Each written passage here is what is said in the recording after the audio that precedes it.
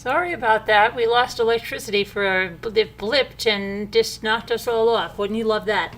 Okay, so we were going through this Ruby Franke footage, right? We were right at the doorbell with the little boy, so let's go back there. We were over here. I'm going to just keep a little bit of it, the audio here, because there's MUISC, and we'll get to the part we can speed it up to where we were, because he doesn't find anybody home at this house. He goes to the door, he rings the bell, 12 years old, very small 12-year-old, and very skinny. You know, he had already tried to run away once. You remember the journal where they found him on the road at night? He'd been unsuccessful. They were planning to sell Jodi's house and move them out to the desert. They probably would have killed the kids in the desert, because they said they couldn't deal with, I guess, them either running away and getting help, or somebody interfering in what they were doing. So I think had they been successful and got them out to that piece of desert property out in the middle of nowhere, they probably would have ended up, killing those kids, something like a Law on the Daybell kind of case. So knocking, knocking, knocking, no one's there. No one's answering. Okay, this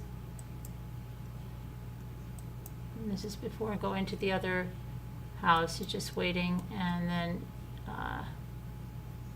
decides to walk away and try somewhere else. Right, just utter despair there, right?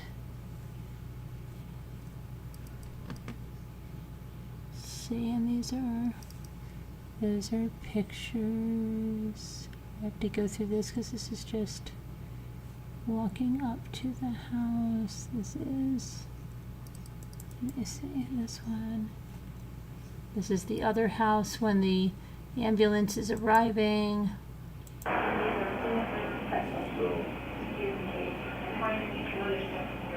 No, sir. They're just not getting out of the truck.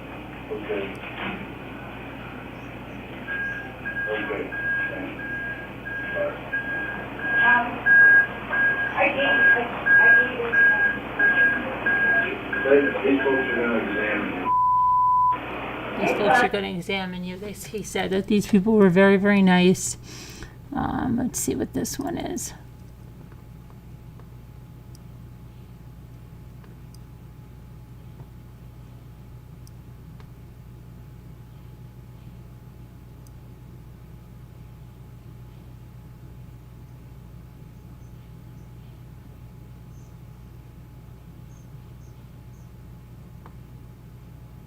We're seeing through a slit of somebody's fingers or something. I don't know what the heck we're doing here.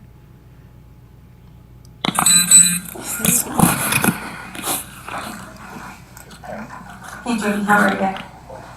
So I know I introduced myself when we were out there, but again, my name's Detective Bates, and this is Sergeant Bates. Trying to get you in the paper. I need you to sit in the seat for me. It's all about camera angles. You can sit in the house. That'd be great. Can I get you any water, snacks? Doing all right? Can be expected. How long you lived here in Highlands? 6 years. 6 years. The same house? Wow. You married? Single?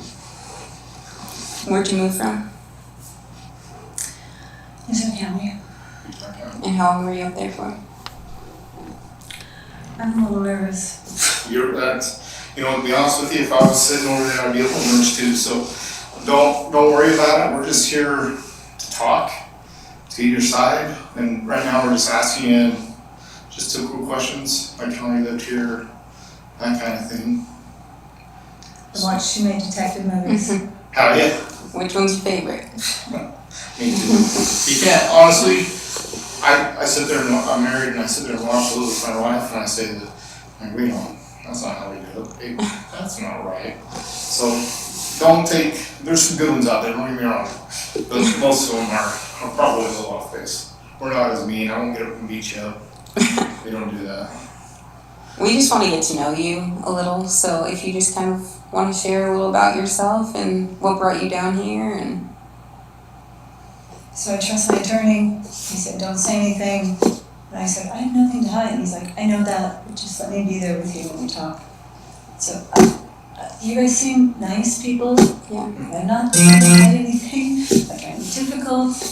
This is really, if you knew all the pieces, I think you'd have a lot of empathy for what's going on. That's really what we're. That's what we're looking for, and you're an adult, and the thing about our interview, if we ask you any questions that you don't want to answer, you can just tell us, I don't want to answer that question. But we do want to have a basis and an understanding of what's going on in that home, or what went on up north that brought them into your home. Mm-hmm. And so if you want to share any of that and you don't want to answer any other questions, that's okay.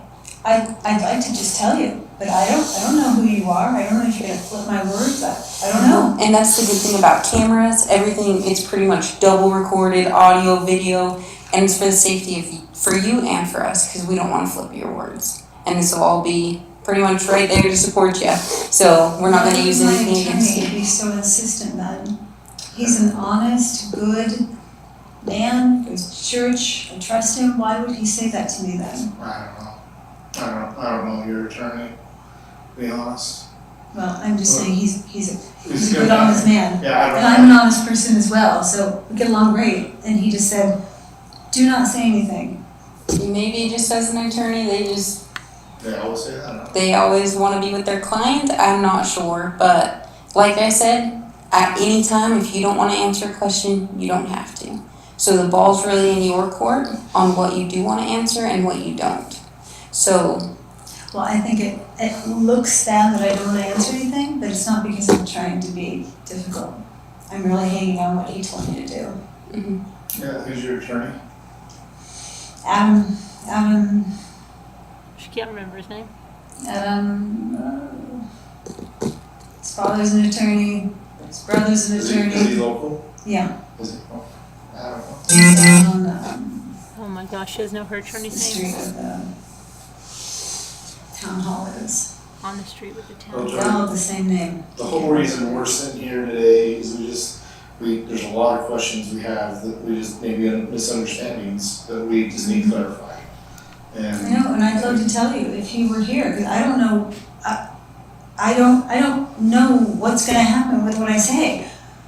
You know, I'm a psychologist. I watch people flip things all the time, Oh, yeah. so I get it. Yes. I sit on your side, Mm-hmm. I get it. She gets it. Wish people didn't do that, they do. Yeah, right, okay. Well, if you're not willing to answer any of the questions about yourself, would you be willing to answer any questions maybe about Ruby or Kevin that you could help us understand?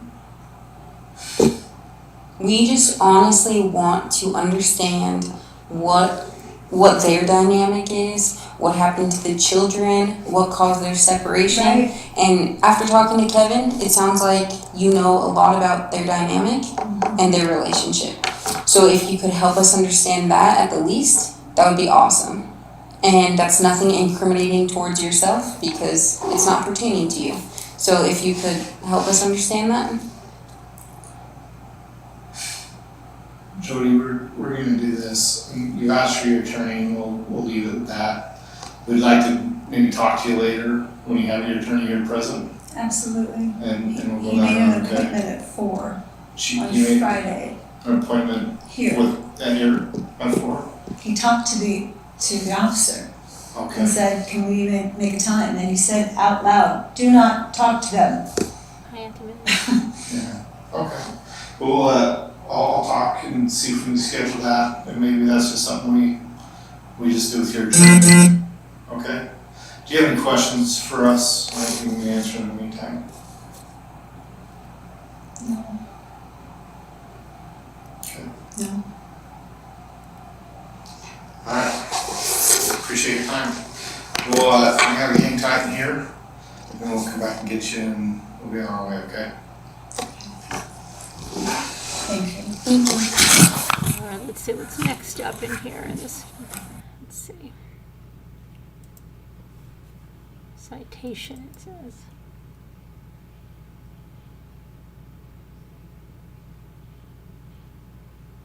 This says 8:25. If that is correct, that's 5 days before they were at the house, if that date is correct. Is this when she gets pulled over in the car or something? I don't know.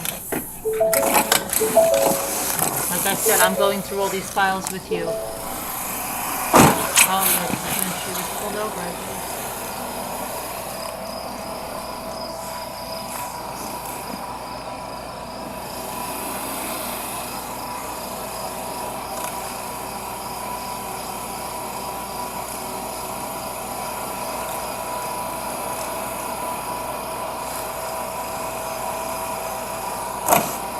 Hello.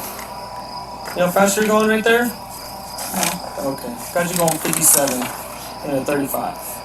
I'll be back real quick. You don't know, you're not living in the truth, Jodi. You're not living in the truth. You're living in distortion, speeding.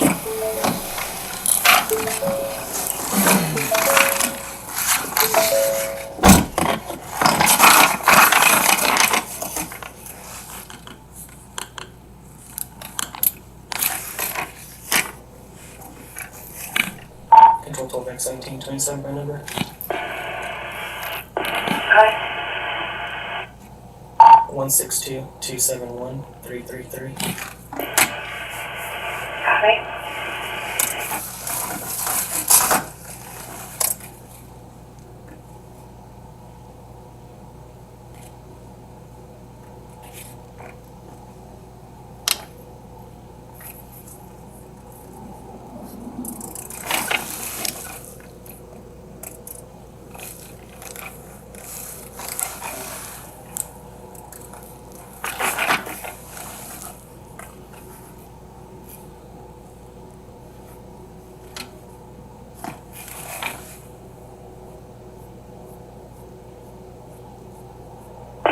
Well, X 17, 21 for Ruby Franke, showing valid expiration 2031, 29 consent copies, all calculated.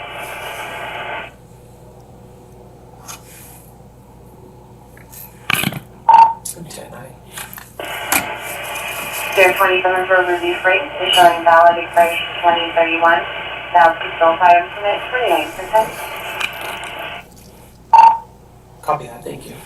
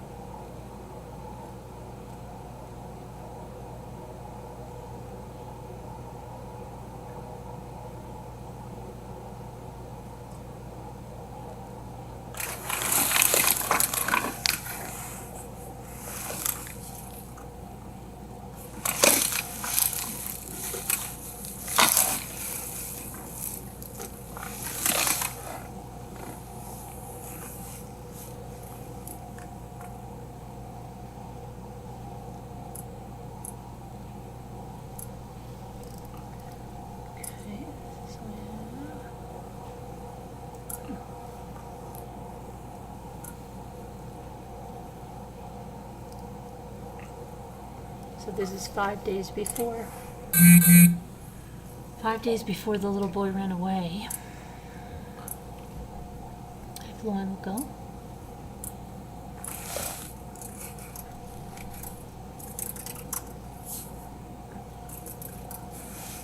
Control, 37.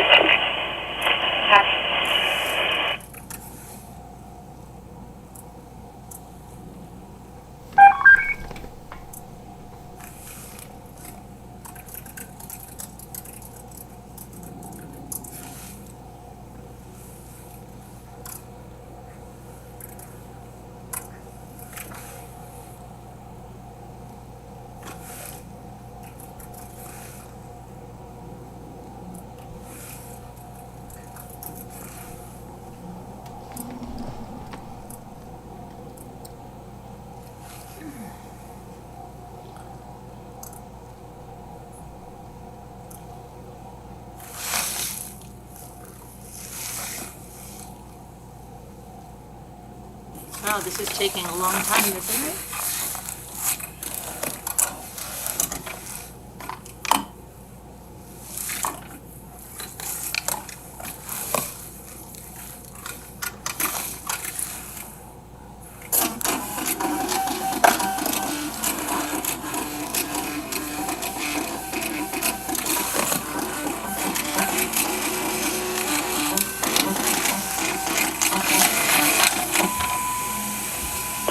Echo 30, I'm clear. Another hit.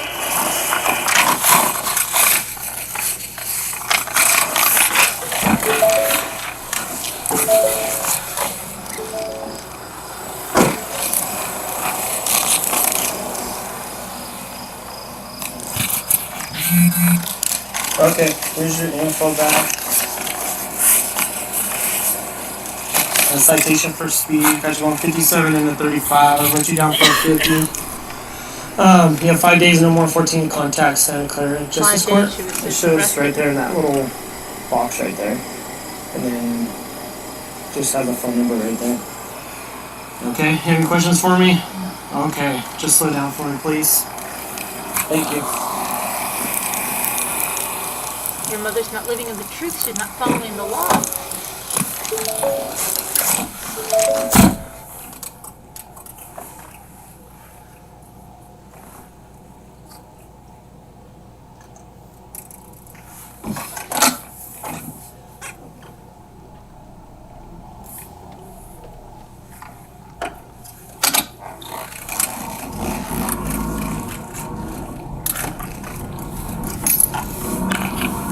Total over 1754 though.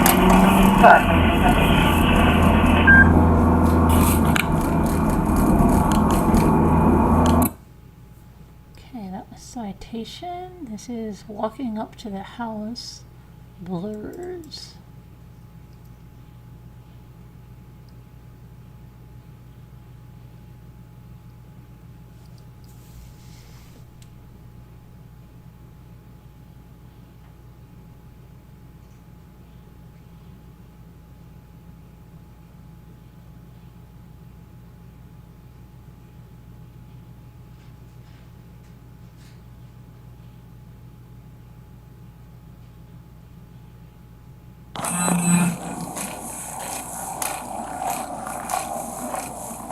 I don't find all this beautiful. If you want to know, all this like red rock and no greenery except for, and the style of the house and everything, it does not appeal to me in the slightest.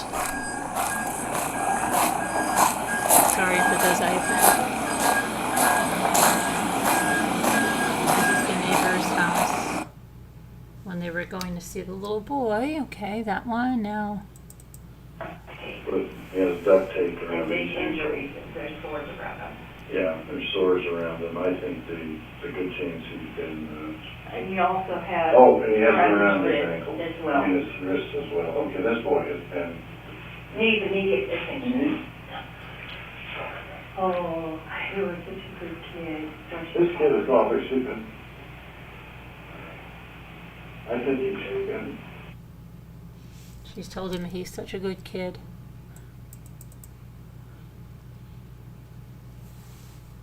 This is when they went into that room that she had locked up in the vault, and they found in the drawer handcuffs and chains.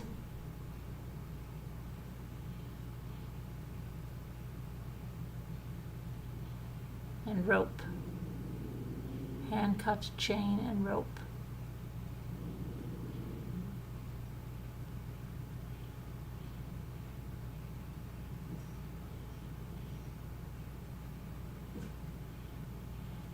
Lots and lots of rope.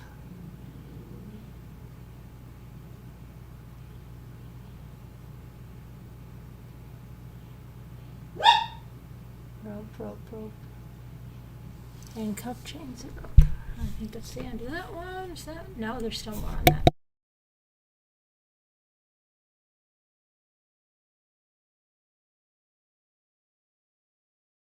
There is no audio on this, just so you know. You're hearing fine. Your hearing's fine. There is no audio on this.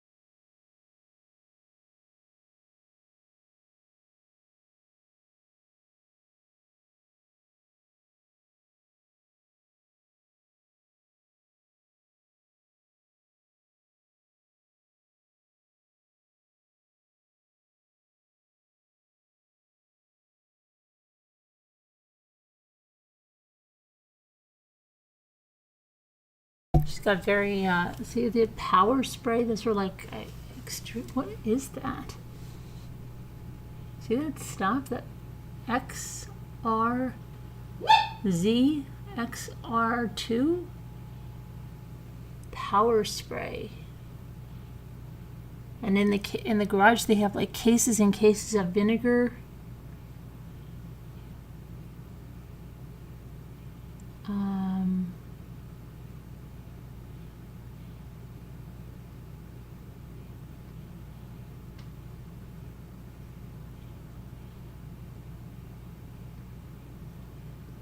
Got that evidence.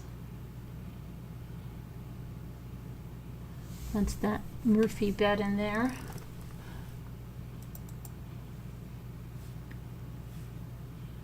That's a picture of, you see all the vinegar and all these cleaners and whatever all of this is, boxes and boxes of it there.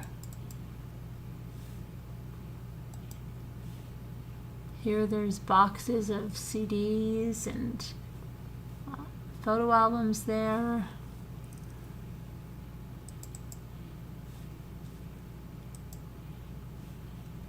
That was something they were using. Evidence.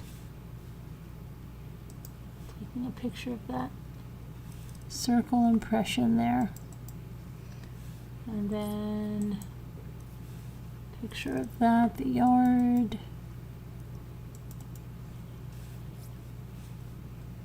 And that down to the basement there.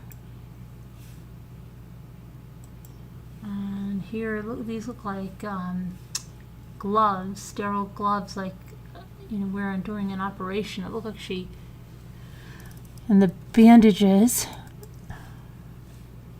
and then hold on a minute. Those are dressings of that honey and cayenne pepper that they took out of the garbage. And here, notebooks, to what I went, the truth. These must just be all her stupid notebooks about her living the truth, Jodi, and heavy duty duct tape. There.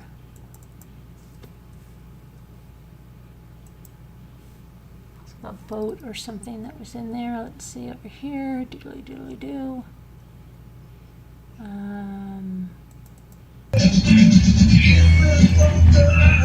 Oh my gosh, this music. This is when she took him to the cemetery. And I think that was the woman that took the footage of them in the cemetery when she had the kids barefoot cleaning the cemetery.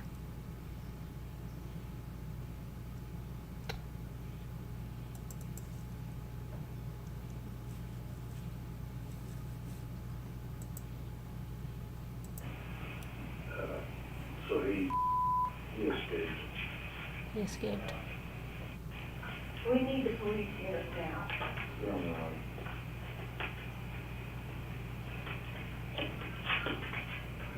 know how many hours you do that? Okay. I hear cars down the driveway. And this is when he was walking up to their house, okay, after he went to that other house where no one was home. He tries to go up to their house, and at first nobody answers, and then he presses the button, he gets an automated recording.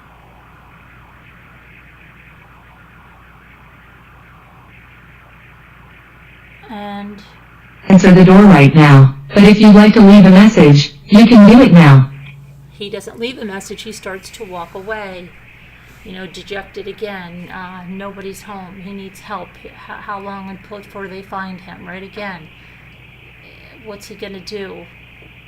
Probably feeling hopeless, and there comes the man. And he's. Yes. Hi, how is this? Wondering if you could do 2 favors. I wonder if you could do me some favors, he says. Well, what are they? What are they? Taking me to the nearest police station. Take me to the nearest police station. One's fine. What's going on, son? Have a seat there. It's personal business. Personal business. Pepsi. What's your name? How'd you get here? I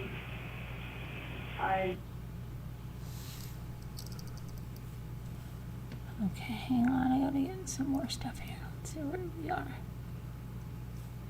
Through. Look at this. To be. Look at this. It is. Pictures there. There, we looked at that, I think. Oh, this is a box of Epsom salts they have there. Okay, let me go to the. Hang on. Look at some. He has to go. Yeah, he has to go to the police station. Yes, he did.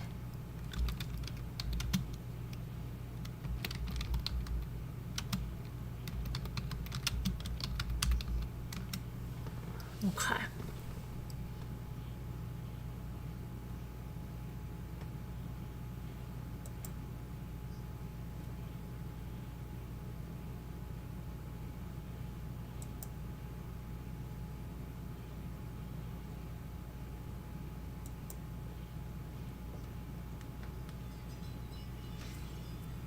Hold on, I'm going in these files again.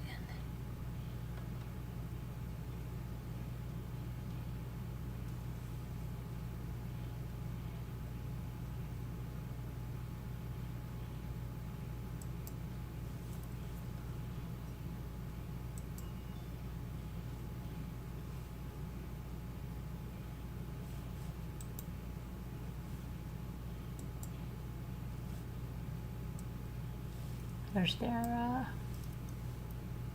mug shots. Hang on a minute.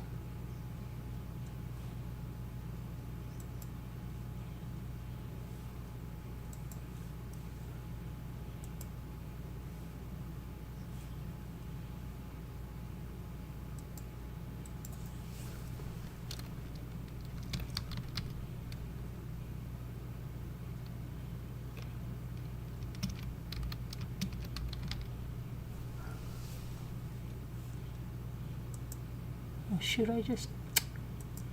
Okay, audio. Let's see what we've got in the audio files. Let's see what this one is. Hold on. It's loading up, okay?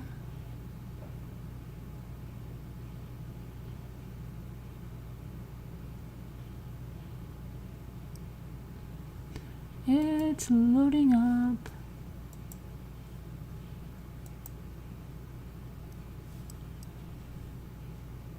Believe that God has a hand in the old Ruby, being kind of set free or whatever you want to call it, that, thing being gone. Yeah, absolutely. Absolutely. I could not come out of this without His grace, without His mercy, without His Jail help. call, I believe. This has been the strangest and the most miraculous intervention. It put everybody where they needed to be. No, this is separated me from This is Ruby. Jodi, so I'm not hearing her. And I think just being gone and not hearing her has cleared a lot of things up for me. And put the kids in a place where there's. You have exceeded the allowable time for this call. Goodbye. Hold on, let me get the other file.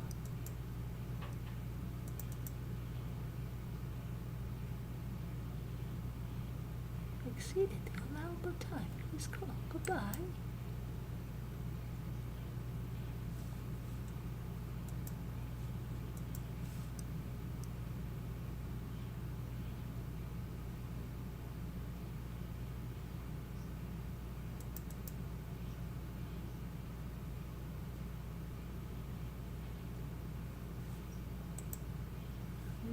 Let's see here.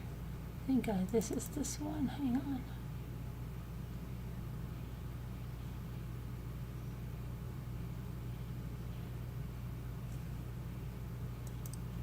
This is this one. Why is it saved in this file?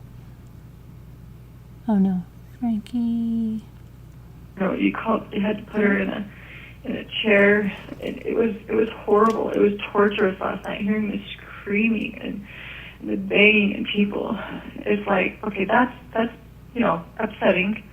But the most upsetting thing is that I am completely misunderstood. That is the most horrible feeling. Like my own family misunderstands me. They misinterpret me. And poor Jodi, they misinterpret her. They misunderstand her. She puts her neck out on the line for people, and then they get mad at her. I mean, it is just horrendous. It's horrendous. And you know what? Every Joseph Smith, every wonderful man of God has had to be misunderstood. That's right. And so I'm going to get out of this. Who knows? Maybe in 10 days I'll get out of this. If I'm, if the truth prevails right now, or, who knows, like 20 years? I don't know. I don't know how long. But I'm going to step out. I'm going to say I went through everything. I have seen God's children suffer. All the people here, my jail cellmates, have been beautiful women, but they've been hurt. They've been deceived into drugs, and my heart just has so much compassion for them. And I have compassion for the cause, and I have compassion for myself, and then to be told that I'm suicidal, I'm like, no, that's not true. Anyway, if you need to let... Sherry, that was either Sherry or one of your siblings. Well, they're all in cahoots. One means all of them, but yes, you're right. In your hearing, I don't know if you've considered this, I don't know if it'd be helpful, but you could have the house. And if all the kids go to the house, you've got room there, and I will gladly stay away and let you guys be. So I don't know if that's helpful. I'm just giving it to you if it is. Thank you. And in the discussions with my attorney, that's the only way that we're going to retain custody of the children. That's fine. He is 35 years in this, and he said even if you are acquitted and are released, they will place legal restrictions on your access to the under 18 children. I figured such. God told me when I was driving before I called you. I didn't have any information. I didn't know anything, and the Spirit said, your children are going to be removed. And I cried out loud. I'm like, no, I'm not done. I'm not ready. And God told me I'm done. And so.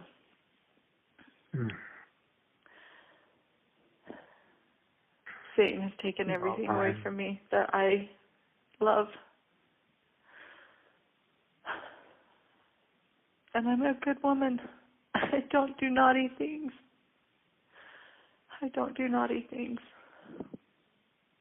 I'm a really good girl.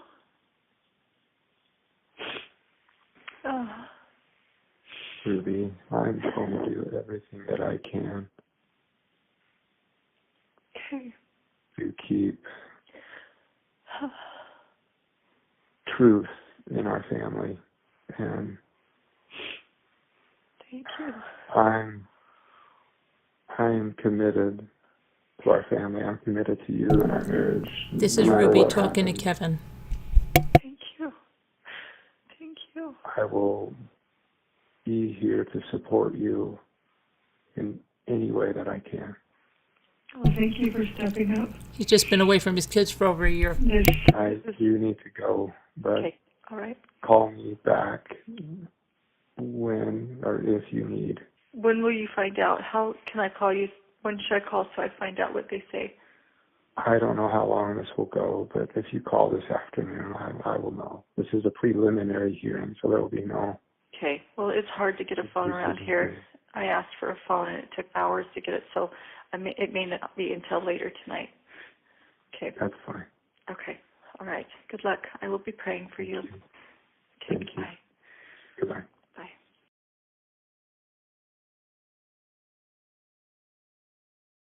No, I love you. Okay. Let's see what else we have.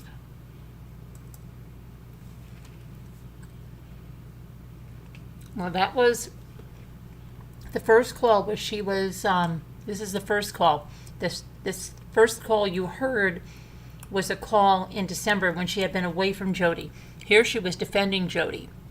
In that other call, she was saying that she had to get away from Jodi. It was the best thing ever because she had to not hear Jodi speaking.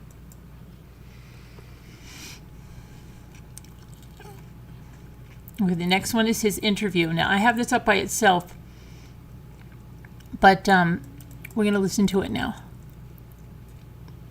And this is his, I believe it's his second interview. So hold on, I have that. Let me pull that because I have that, the one already. Where's my, I have it over here in my thing. Kevin. Where did you go, Kevin? Audio interview, yeah. This should be it. No, not that much. That's my thumbnail.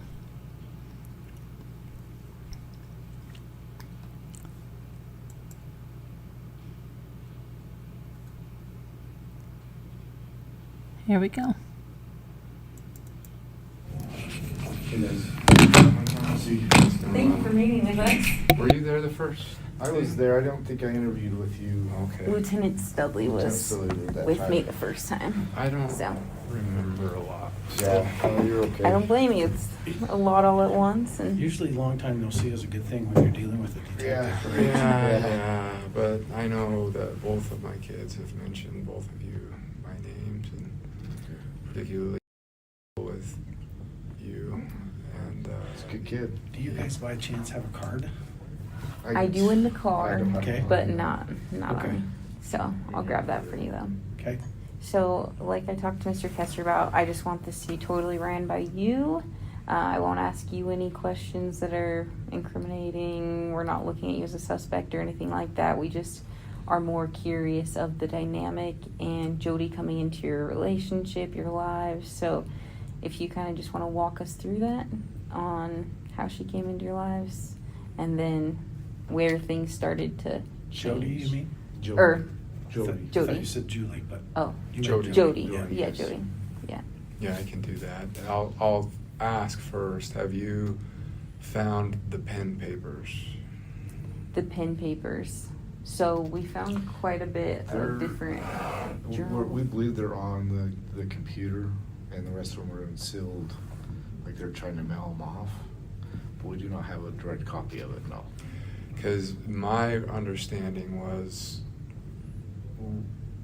we had purchased as a Christmas present for Jodi in 2021 a leather folder that 3 inches thick or whatever, and it had engraved on the leather on the outside the pen papers, and Ruby wrote detailed notes of everything, all interactions with Jodi and Pam Botcher from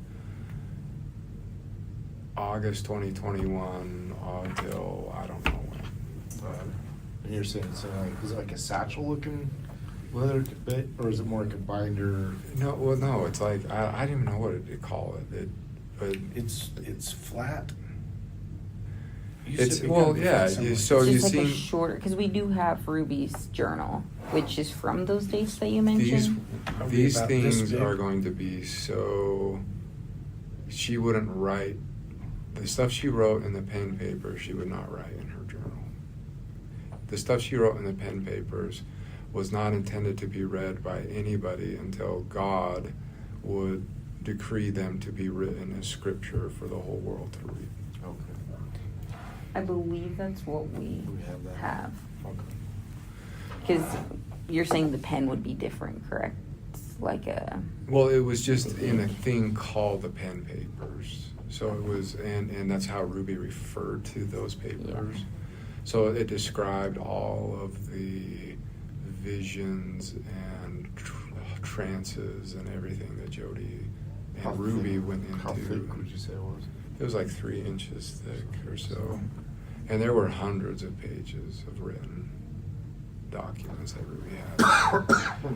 And that was given to Jodi in 2022 when she left and returned to her home in January. So This is similar. yeah, like it would look like that. Okay. That's not the journal that we have, so No, I think you're talking, it looks like a satchel. Or It's something Jodi would not want found. yeah. But she wouldn't want to destroy it. Because either. we Found the didn't find that empty in one. the home. We found an empty one. We did find an empty one. I don't So remember saying anything on it though. There's an empty thing like that. Yeah. There was a full thing, but it was. If the empty one says the pen papers on the outside of it, then they emptied it and did something with it. we'll go back through our photos and see if that's Yeah. because everything in the If- home was photographed. So. If you're interested in Pam Botcher, Mhm. that's going to tie Pam Botcher to all of this. What's in those documents? Okay. Okay, so Can I just interrupt for a minute? I'm sorry. Sure.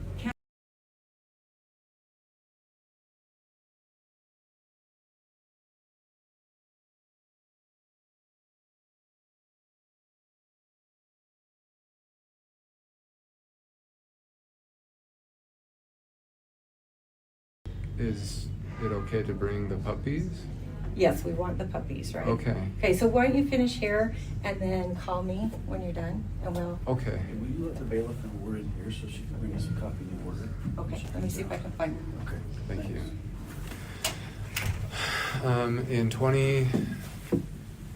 In 2018, we were cycling.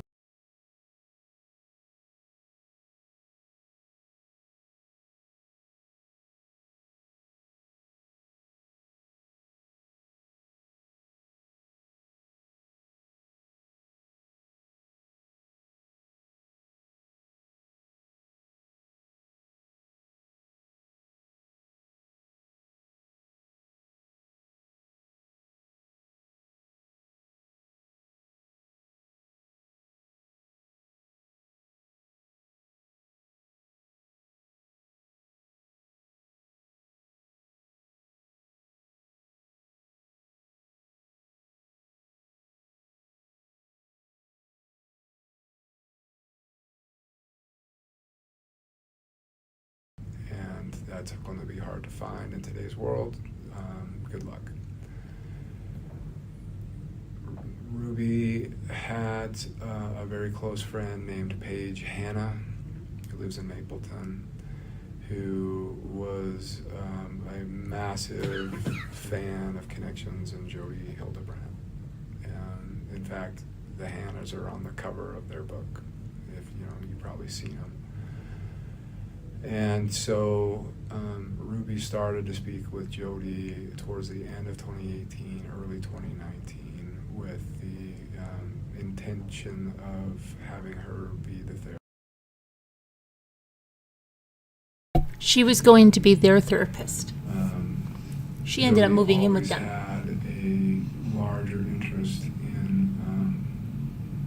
communicating with the parents more than with the actual patient, which I've always found curious. But her theory was, if you want to help your child, you have to help yourself first, and then you'll know how to help the child. So she spoke with Ruby frequently, and the frequency of their communications ramped up. And then the first conversation that Jodi had with Chad was in June of 2019 while we were on a trip to the East Coast. All of her visits, which were virtual through Zoom. But but she would talk with Ruby on the phone or through Zoom quite frequently. So Jodi met with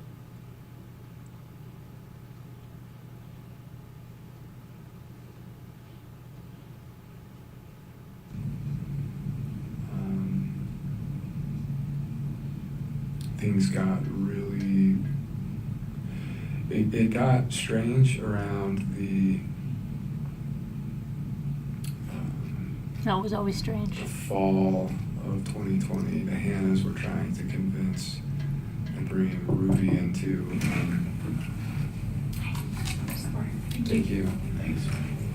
Into this organization called Connections, and that particularly were focused on things like lust versus love, and healthy marriages, happier marriages, happier relationships. She invited me to go to it was like a conference or something held at Thanksgiving Point in Lehigh. There were like 100 people there, and that was in the fall of 2019, maybe late summer of 2019, late summer 2019. And my impression at that time was this is absolute craziness. This is a bunch of man-hating women that are just looking for excuses to tear down their husbands, and I mean that's what it felt like to me when I was in there. No, he just separated because of his pee addiction that Jodi told him. He didn't have a It set. was confusing because there were people that I respected a lot that were up on the stage with microphones in hand, giving testimonials of how great this was and how it changed their lives and their marriage, and like the Hannahs were among them, and so yeah, it was confusing.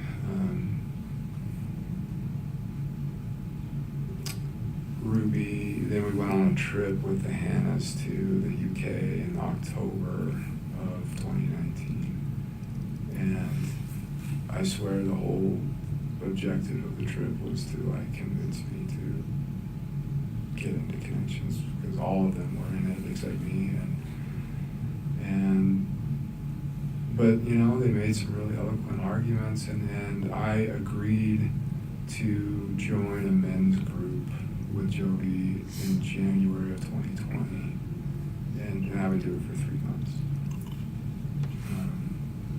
So I started that men's group in 2020. And the group, I don't know if you've ever been to an addiction recovery group, but that's what it was. That's what it felt like. I mean, there were probably 10 men in there. It was on Zoom. All of them were working through various stages of sex addiction, porn addiction, drug addiction, and it was just it was like a 12-step group, but intended just for general addiction recovery, and I really was like, what the hell am I doing here? I don't belong here. But everyone's like, no, come here, you can learn to have a better life and a better marriage. And so I thought, okay, whatever. I went through my obligatory 3 months, and I was ready to leave, and then I got challenged to. Oh, thank you.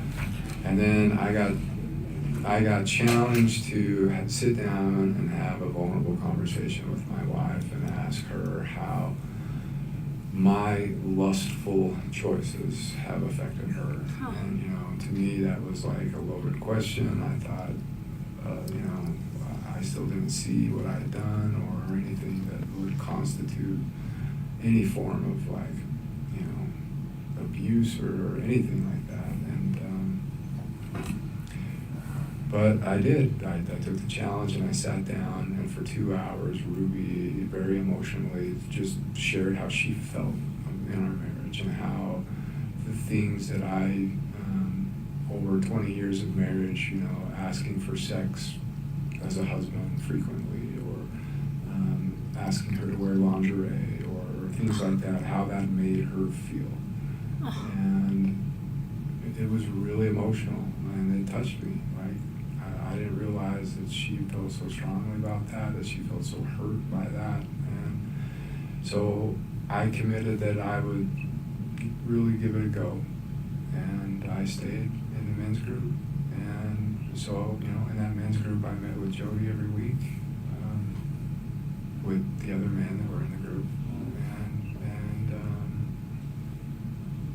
then it got weird because our marriage felt like it was getting better and stronger. So this was now, summer and fall of 2020. And in addition to that, there was the whole YouTube cancel thing. I don't know how much you guys are even interested or aware of that, but in May of 2020, some videos that Ruby released on that dealt with Chad just blew up in her face, and it was all over the news, and hundreds of thousands of TikTokers and all this stuff were just piling on and basically burned down like our YouTube channel. And overnight, like the income went, we lost 90% of the income overnight, and that was hard. Was this like the, which episode was this? Is this the one where they talked about like the bean bag? Okay. Yeah, and then they started going back and trying to dig and find, and then they find these little nuggets like, oh, look, Eve went to school without a lunch one day, or stuff like that. But it was the bean bag video that really set people off. So then they went back from there. So at that time, Ruby was really distraught, and she was looking for support. She was looking for someone who would understand her, who would validate her, and she found that in Jodi. All the stuff she did with Chad was because of Jodi, and so it makes sense that she would go to Jodi, for emotional support when she felt like her world was burning down. In the meantime, I felt like our marriage was getting stronger. It felt better. Like we didn't fight as much. And even though we were having less sex, it felt more connecting. And it was just, I thought, wow, this is great. Like, this is great. And I was happy to be the guy up on the stage. That started sometime in like late 2020 or the fall of 2020. There would be a conference, and Ruby would say, I thought we were just attending it, but then she'd say, hey, they wanted us to get up and tell our story, and I'm like, oh, okay, sure. And so I'd get up and just say, like, yeah, I was the guy who said, I think this is a bunch of man-hating, women, but it really has made a difference in my marriage, and it really did. Like, I believed it. And so those conferences and stuff, everything continued like that until March of 2021, when after a conference, a connections conference down in St. George, all the inner circle, all the people who were being trained as mental fitness coaches and stuff. So that was Ruby and a bunch of other people and their spouses. We went out to like a dinner afterwards, and that's where Jodi really opened up to the women in a private conversation that she believed she was being tormented and haunted by shadow figures every night, and that was spooky, and I don't know exactly what happened, but the Hannahs do. All I know is at some point, within a couple days of that, in that month of March, the Hannahs drove down from Mapleton and picked Jodi up and brought her back to their home in Mapleton, and she lived for 6 weeks in that home in Mapleton. And this is where, like, I don't know what happened, but I do know that there's two different sides of stories. They tried to introduce her to a new cult lady that the Hannahs were getting into. So they wanted to merge their cults into one. They're cults. MLMs on steroids. Oh, no. I mean, no one in a cult says, I'm in a cult. Right. But from your perspective, it looks like two cult leaders merging together. From where I stand now, absolutely.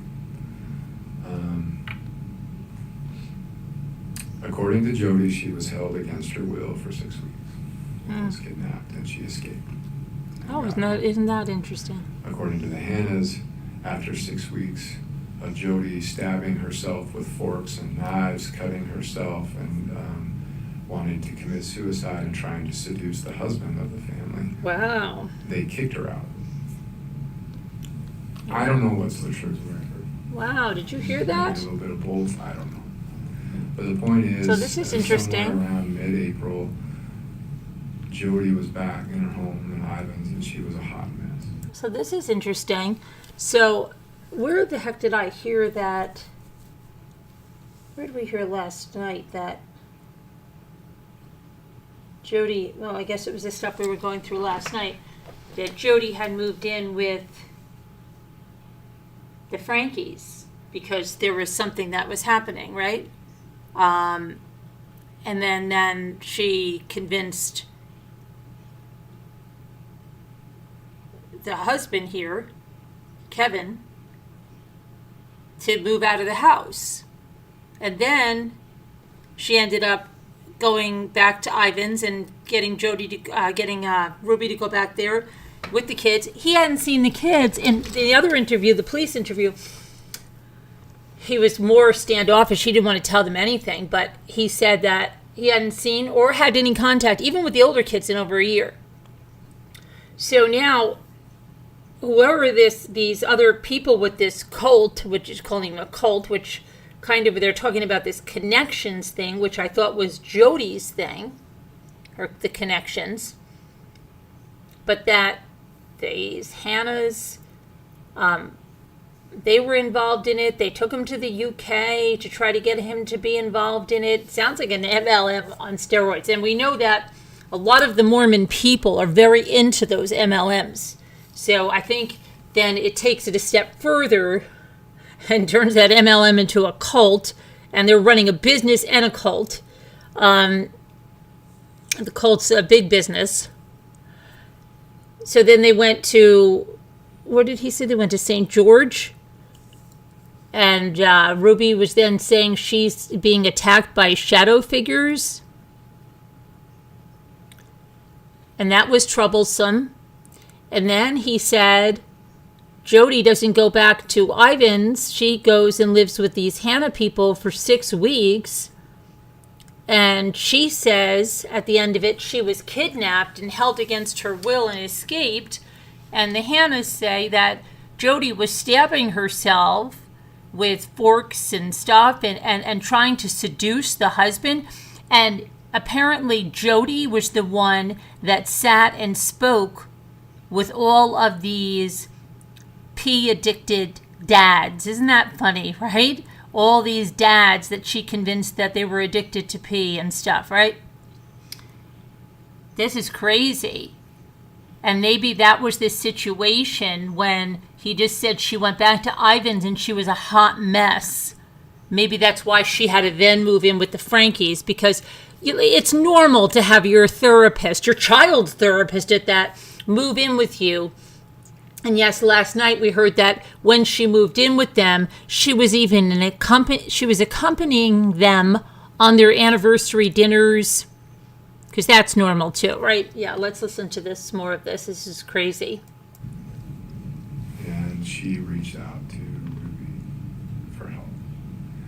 And Ruby was always jealous. The therapist reached out to her client for help. Okay. Of the Hannahs, that they had a better relationship with Jodi than she did. Hear that? Ruby was jealous of the Hannahs, that they had a better relationship with Jodi than she did. Ruby, and this is like, goes back to her childhood. She wanted to be the best friend. She wanted to be the most liked. She wanted to be the one that everybody knew.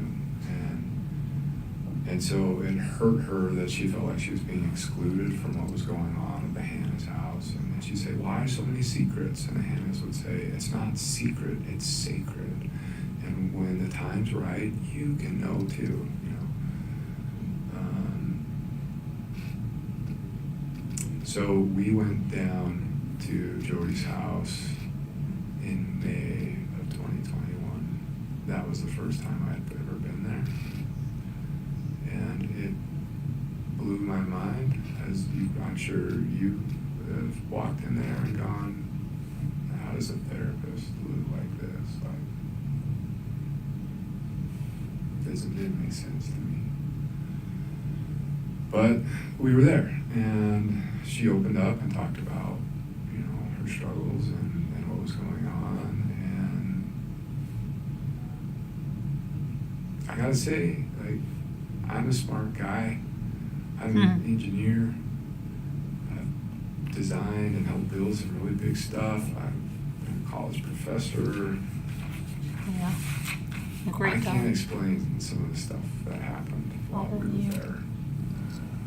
Like crashes in the basement while we were talking upstairs. And plates like in the kitchen just flying off by themselves, like full speed, smashing on the wall and falling to the floor by themselves. I can't explain it, but I saw it with my own eyes, and I don't have any way to explain it other than there's some crazy shit going on. Oh my gosh.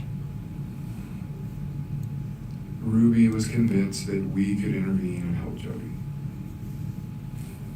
I didn't want a thing to do with it. I tried to get the bishop involved and say, hey, go to the priesthood and the church and all that stuff. Just go to your support network. But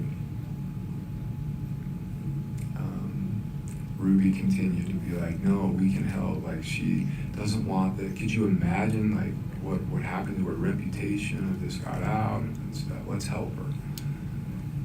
So we went down like a couple more times between May and August, but it reached the point where in August, her bishop at the time, a guy who's down there in Cayenta named Scott Galbraith, he's not her bishop anymore, but I mean, he was going over there like every night, and he'd be there for like 4 hours, and he'd be like, I'm fighting evil spirits, I'm casting demons out, I'm crazy stuff going on, and finally he got to the point where he's like, I can't do this anymore.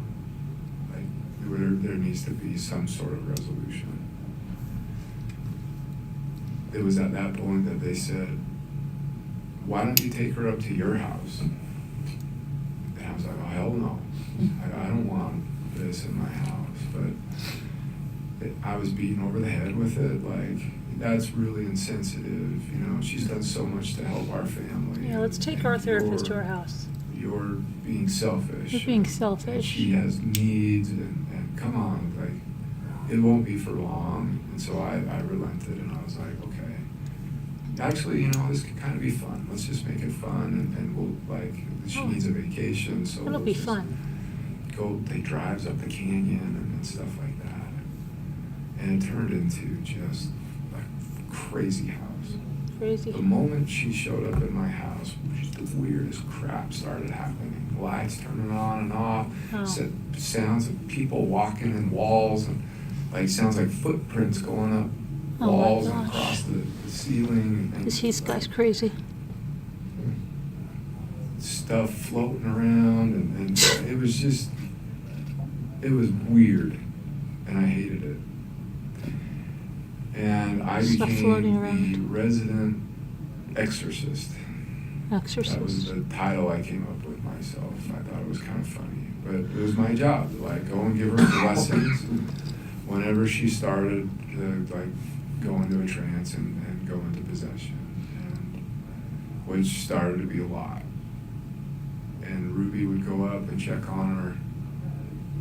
It started like every 4 hours at night, and then it moved every 2 hours at night, and then it Oh moved my every gosh. hour at night. And then at some point, Ruby said, "You know what? I'm just going to start sleeping in there. Oh my gosh. And if I need you, I'll come down and get you." I'm like, that's kind of weird, but okay. Yeah. And that was that. They started sleeping in the same bed. And,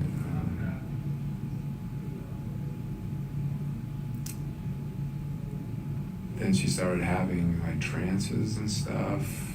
I would say probably September, where she believed that she was going to heaven and seeing God and Jesus and talking with them. And she would get together with Pam Botcher. Ruby, Pam, and Jodi would get together and do these interventions.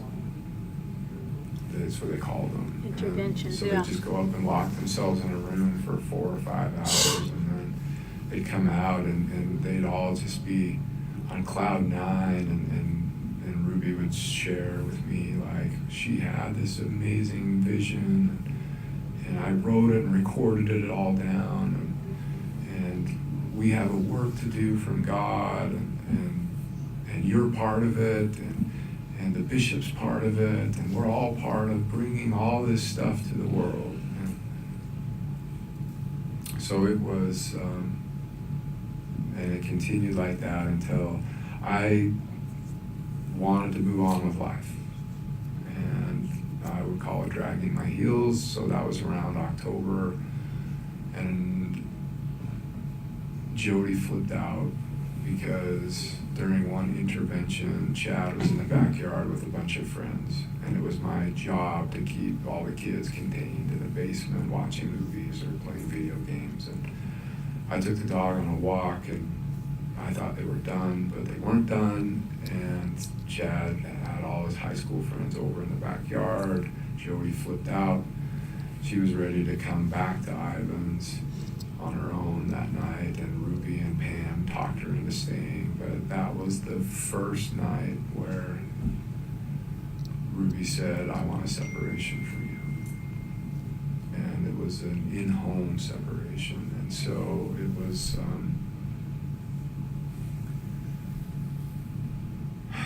it was hard.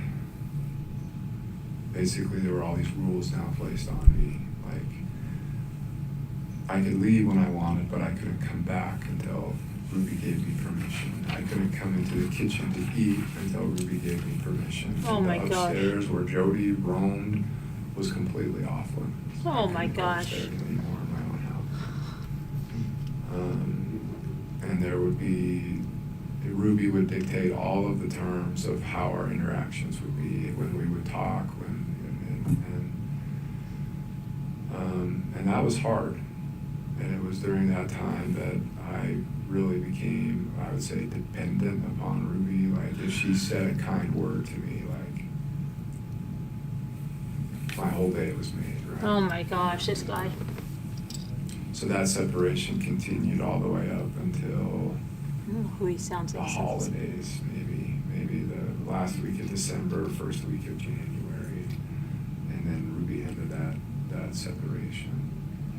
Jodi went home the second week of January, but by that time, like, Ruby, Pam, and Jodi were completely determined to do this work that they felt God had for them. And You got that right, Flo. He doesn't even have anything between his Like, legs. I thought it was just batshit crazy. Like, Ruby, you have a reputation, you have a multi-million-dollar business, you have a brand, and you are just giving it away. She wanted to legally, like, work with Jodi's attorney to basically give Jodi 8 passengers. And become an employee of Connections. So basically the contract was Ruby gives Jodi everything and Ruby gets nothing in return. Our manager our YouTube manager at the time was like, red flags, like, I don't know how to tell you, she's scamming you. Ruby fired him. And I was like, I believe our manager, I think he's right, and Ruby started threatening me with another separation. And just like, this isn't about money, this is about doing God's work. So we continued in that dynamic for the next 6 or 7 months until she went on a trip with Jodi and Pam down to Arizona. And I think they, like, when I read her journal, that she went into Mexico or something and bought drugs or something, like prescription drugs for the emergency kits. And when she came back from that trip, before she even brought the bags into the house, she pulled me in and said, I want to talk with you. And that's when she asked me to leave. Justin, That was July 20th, 2022. July 2022. My interactions with Jodi at that point became one of Jodi. I was still in the men's groups, but the dynamic changed. Instead of being like one of the top people that helped run groups and helped support, all of a sudden I felt like I got knocked to the bottom. And Jodi was just piling on me every week in the men's groups. And the other men just do whatever Jodi does. If Jodi piles on somebody, they all pile on. If Jodi praises somebody, they all praise. And so it really felt like a pack of dogs. And Jodi was the alpha. And whoever she, sicked the dogs on, they would go. Whoever she praised, the dogs would just lick them up and down. And that's how these groups went. And so once I was in separation, every week was just hell, psychological hell. And Jodi was running it. Everything was on Zoom. And I knew that the only way I would ever get back into my house was I had to get Jodi's approval. If I didn't get Jodi's approval, I would never get Ruby's approval. But it felt like an impossible task because no matter what I did, no matter how much I tried to track better, be truthful and not be selfish, every week it was like, you're being manipulative, you're being selfish, you're lying, you're hiding something, you're still hiding stuff. And I really started to question my sanity, honestly. Really? This is Jodi that we were talking about. And so that continued for an entire year, but it became more and more and more and more and more isolated until Jodi had an approved list of men that I could make phone calls to, and it was basically 3 men. But 2 of those, all 3 of those 3 men were like, we don't want to do phone calls with you anymore because you're being manipulative. And Oh my who told gosh. you that? Well, Jodi did. So I was completely cut off. And if I went to my church leaders, I was seeking enablement. If I went to my family, I was seeking enablement. If I went to anybody, I was seeking enablement. And so it felt like a no-win. I felt trapped. And that's where I was all the way up until the last week of July, when Jodi called me one day out of the blue and just said, I don't understand why you're not getting it. You're not changing. I don't get it. So I've been asking God what to do, and God told me that you need just to have complete, what's the word they would use? Isolation. Solitude with God. Solitude. Become a monk. Yeah. And I was like, what do you mean? And she's like, I don't want you to come to men's group anymore. And I don't want you to do phone calls with any of the men. And I'm like, well, then who am I going to talk with? Nobody. You're at a men's Who's group. going to support me? Nobody. God will. You need to learn to go to God. And so I'm just like, there's nobody. You're just, I mean, I'm going to be completely cut off. Yep. And she's like, no, you'll have God. And so that was the last week of July, and that was my last No interaction, backbone. contact. No backbone. But it was strange because at that time, around that time, things with Ruby started like picking up, and I didn't understand why, but like Ruby wanted to meet in a parking lot and wanted me to sign over titles of documents, like the two of our cars wanted me to sign them over to her name. And To Ruby. But I was like, okay, you know, I'm just not, I'm in total compliance mode at this point. Just like, I'm a good husband, you see, you can trust me, and so whatever she asked, like, sign over the cars to me, no questions, just okay.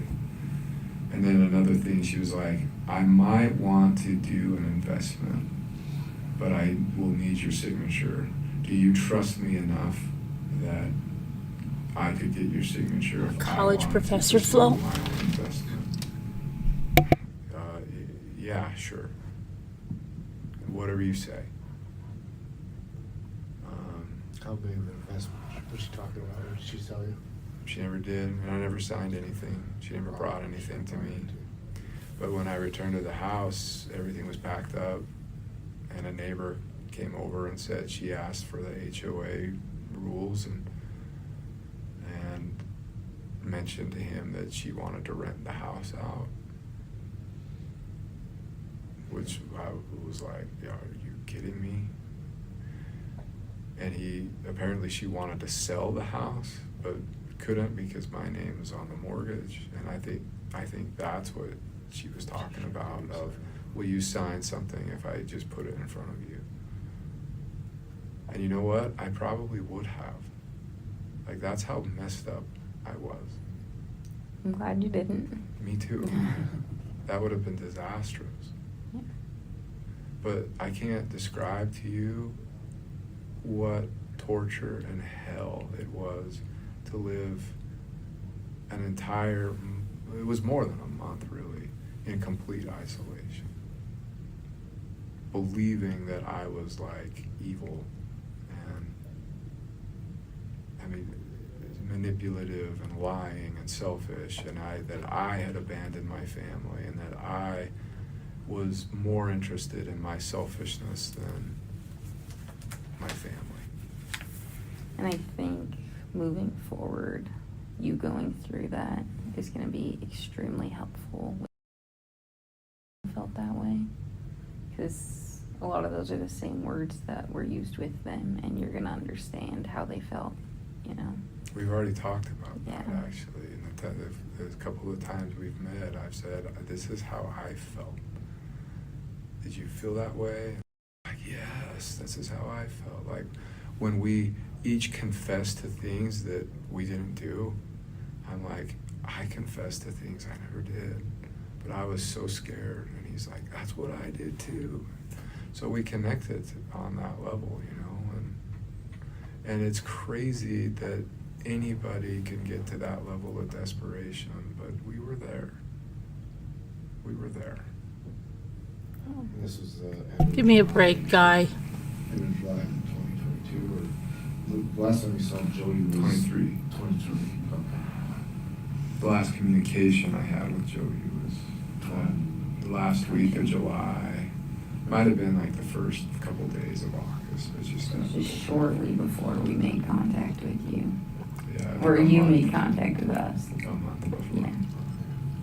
So for that whole month, my life was literally wake up, exercise, go to work, pretend everything's okay, come home, do connections like workbooks and read scriptures and try to strip selfishness out of my life. Oh my gosh. Go to bed, wake up, repeat every day.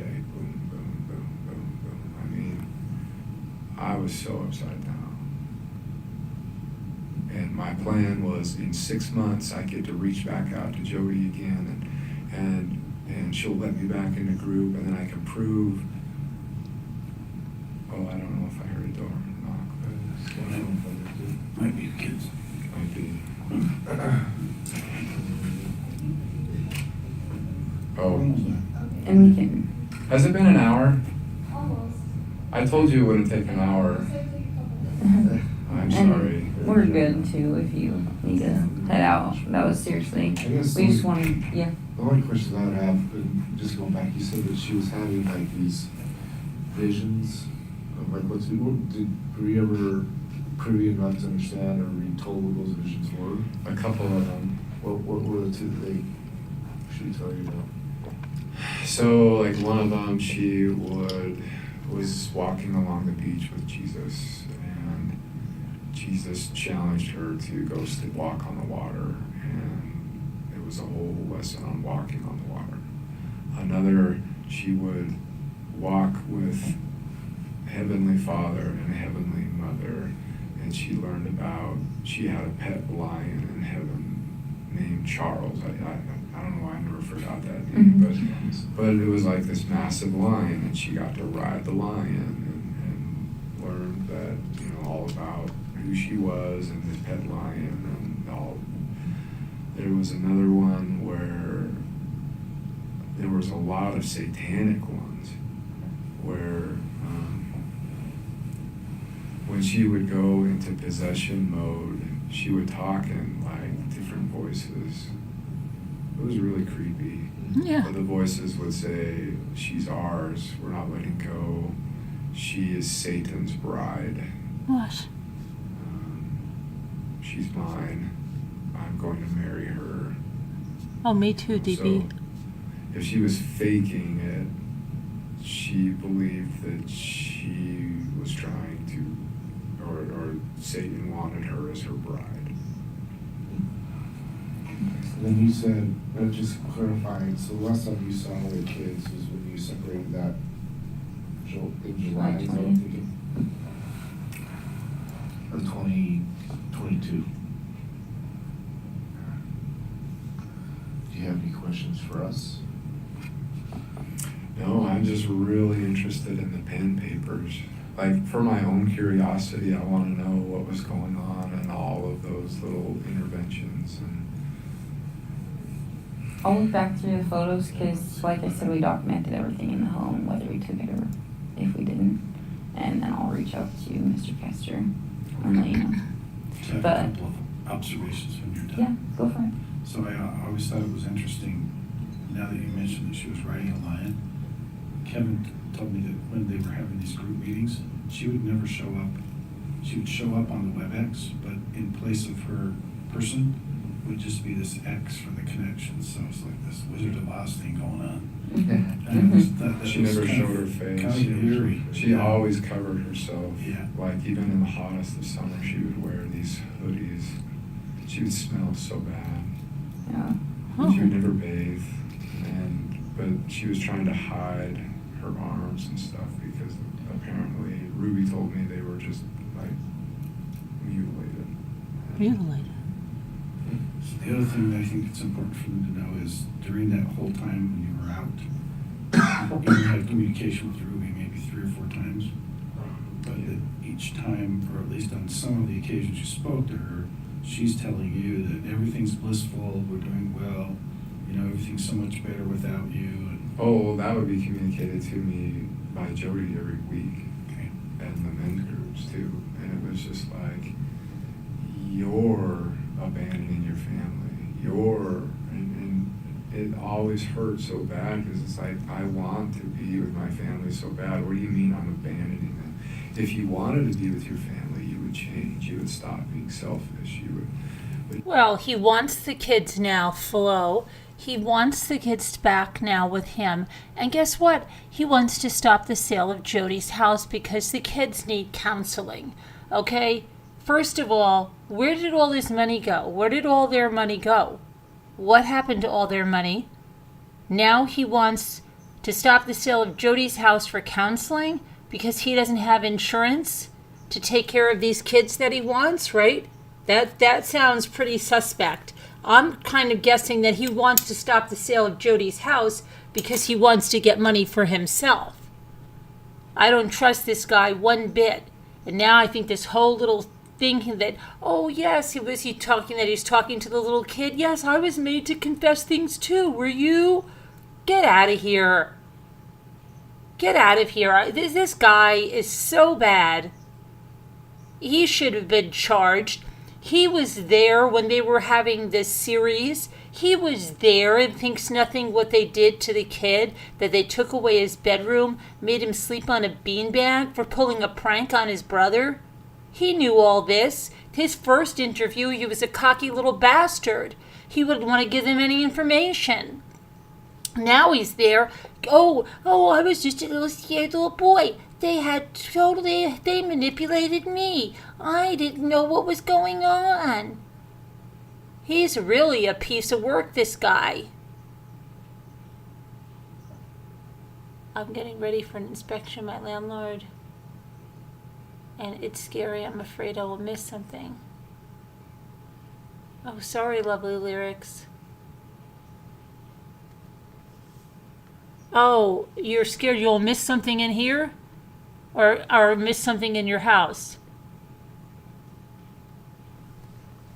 His house was, what was it? His house was sold, Flo? They're at the,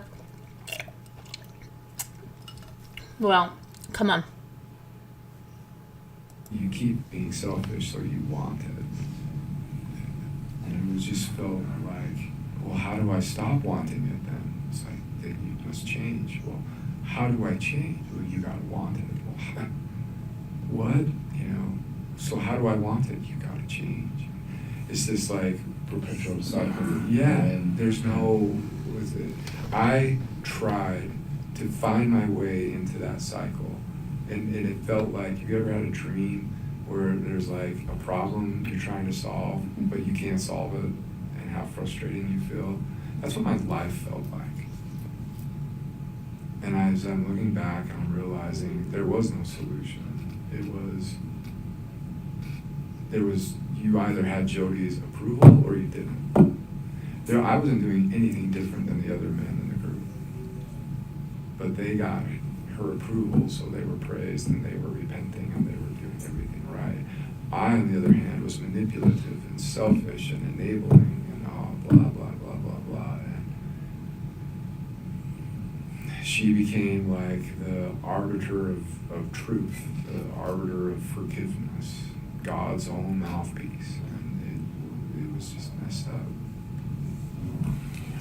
Well, I'm glad that you're seeing clearly. Oh yes, you're seeing the light. So, One last discussion. So, in the home, when the warrant was issued, there was a bag with $85,000 cash in it. And I understand her lawyer, Ruby's lawyer, has all that. I'm not. Which home are we talking about? Ivan. In Ivan's? In the Ivan's home. We don't know. The money was left where it was left. We didn't take it. The house was secured when we left. We're assuming that Lamar Windward Yeah, he has to retrieve it, but we don't. I couldn't tell you. Yeah. What we're doing. So here's kind of the issue. That money, she cleaned out their bank accounts.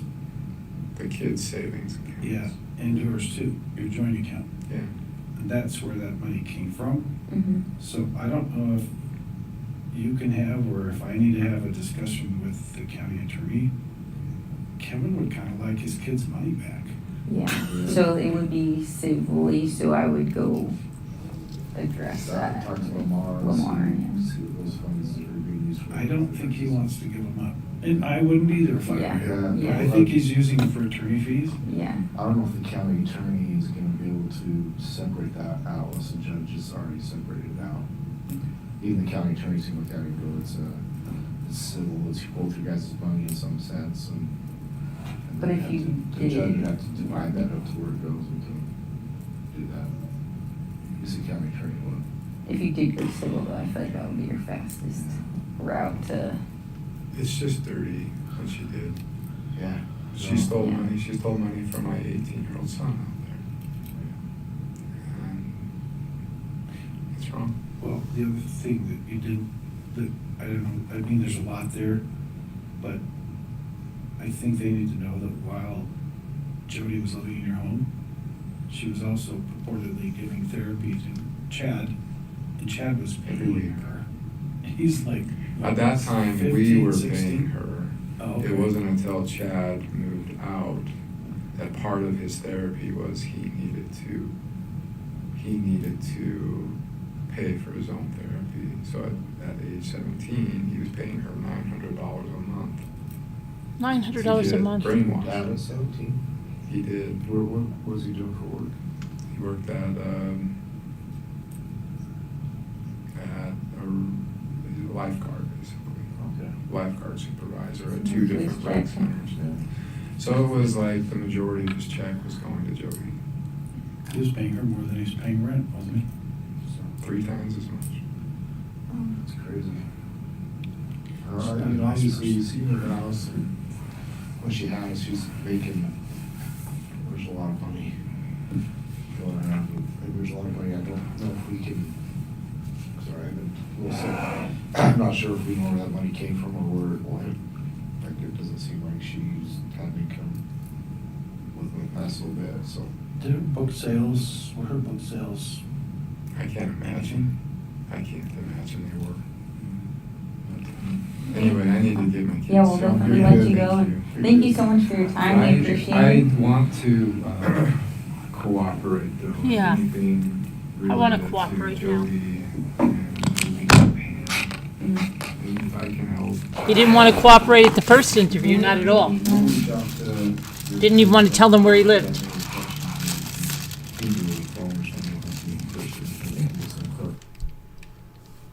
Didn't even want to tell them where he lived in the first interview.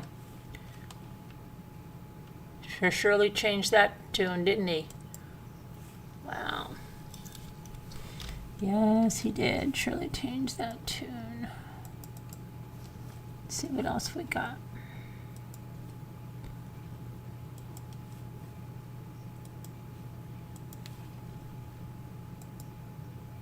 Okay. Audio. So that was good. Let's see. This is a call from and paid for by Jodi Hildebrandt. an inmate at Purgatory Correctional Facility. This call is subject to recording and monitoring. If you don't wish to talk, hang up now. Thank you for using Telmate. Are you there? Yep, there you are. Okay. Yeah. Okay. So the Lord says that first they'll lay their hands on you and persecute you, delivering you up to the synagogues and into prisons, being brought before kings and rulers for my name's sake. And it shall turn to you for a testimony. And then he says, settle it therefore in your hearts not to meditate before what ye shall answer, for I will give you a mouth and wisdom, which all your adversaries shall not be able to gainsay or resist. And you know what gainsay means? Wow. So then he says, and ye shall be betrayed by both parents and brethren and kinsfolk and friends. I'm like, oh my gosh, that's exactly what's going on. And some of you shall be caused to be put to death, and you shall be hated by all men for my name's sake. And then he goes on to say, you know, and I never read that before, but like I've never been in prison, but I just read that. I just wept. I mean, the Spirit was like, he just said, this is you. So I read in Mark. So that was in Luke, and I read in Mark the same kind of thing, you know, because the Gospels they wrote similarly. So he said, now the brother shall betray the brother to death, and the father the son. Like the father will betray the son, And the children shall rise up against their parents and shall cause them to be put to death. That statement right there is what's going on with me. The children shall rise up and put their parents to death, and ye shall be hated of all men for my name's sake. Oh my goodness. Yeah. I probably cried for an hour straight. Just everything clicked, and I said, Wow. I'm happy to go to prison.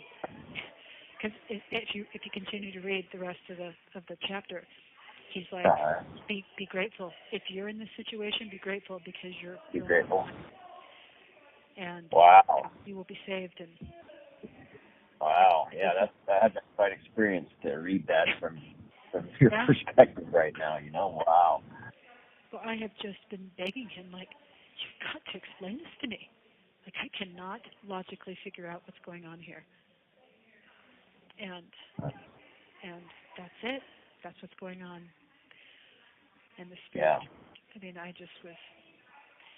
when I feel the Spirit, I have two physiological reactions. I get really like shaky, like I'm shivering, like I'm cold, or I feel heat, like I have a fever run through me. Yeah. Wow. And I was like burning up. It felt like I was burning up, and I was just shaking with gratitude. Like, here's your answer. Here's what this is. That's super cool. And that's pretty neat. Pretty neat how that works, how the scriptures can do that, you know? Yeah. It's cool.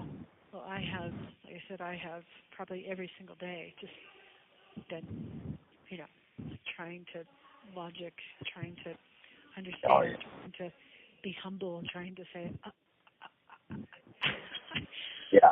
sure. Yeah. What's happening?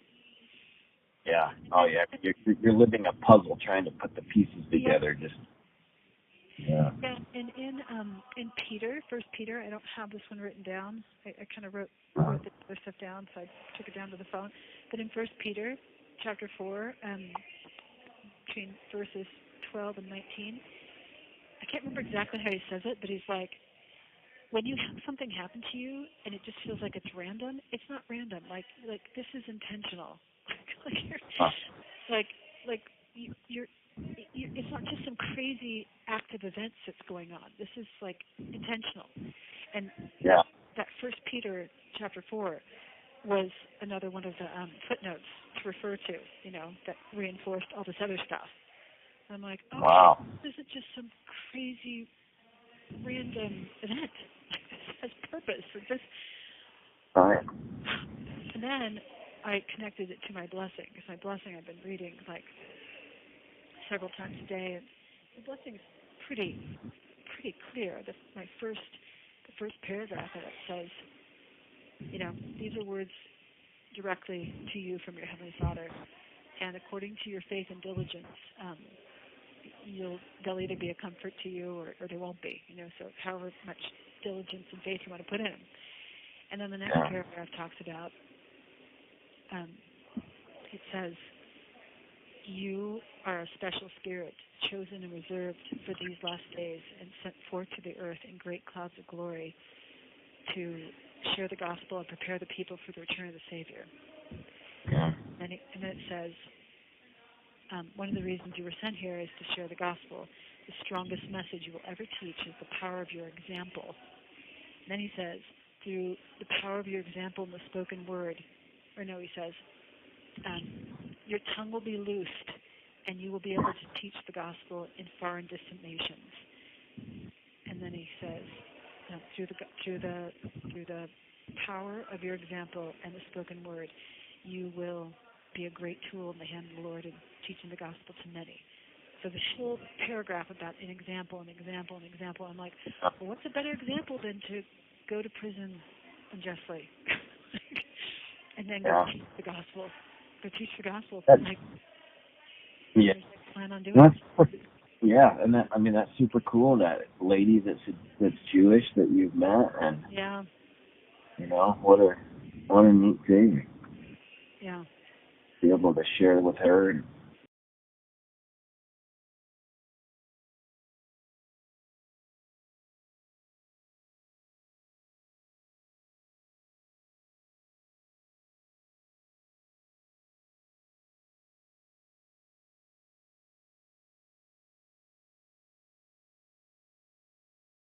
Hold on, I'm trying to see if that was which one we just listened to. Begging God, like, please help me understand why I'm in this.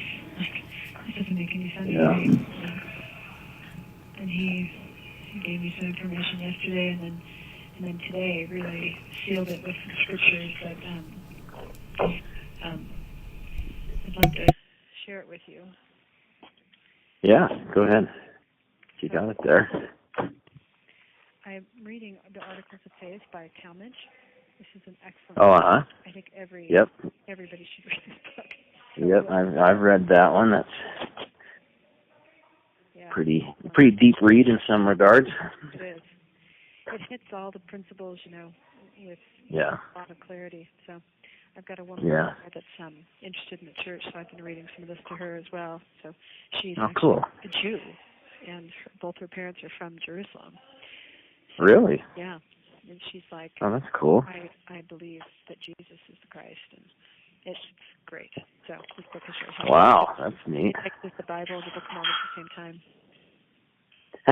time. That's cool. So, yeah.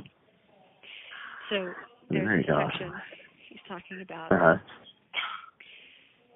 the second coming, and I'm coming from this place of I was just getting ready to move, and all of a sudden I ended up in prison. Like what in the world? Yeah. And one day you'll know all the details, and it'll all make sense. But if I could talk right. to here, right. This is the Lord talking to the disciples. They asked him, like, when shall these things be? Like, when are these things going to come to pass? And so he starts talking about the last days. And he says that nation shall war against nation, and kingdom against kingdom. And then he goes, but before all these that he just talked about, they shall lay their hands on you. Now, I have been praying for 5 months, like, explain this to me, like, what is going on? Like, I'm willing to go there, but please let me go right side up. Like if you want me to be there because you want me to be there, then great.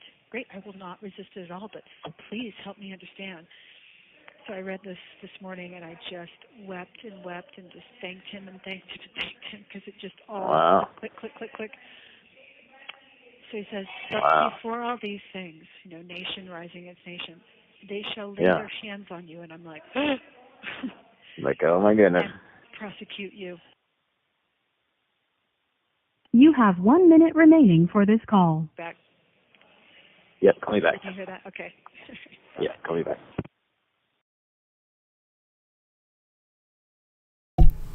Okay, let's go back and see. What have we got next? Let's see what this one is.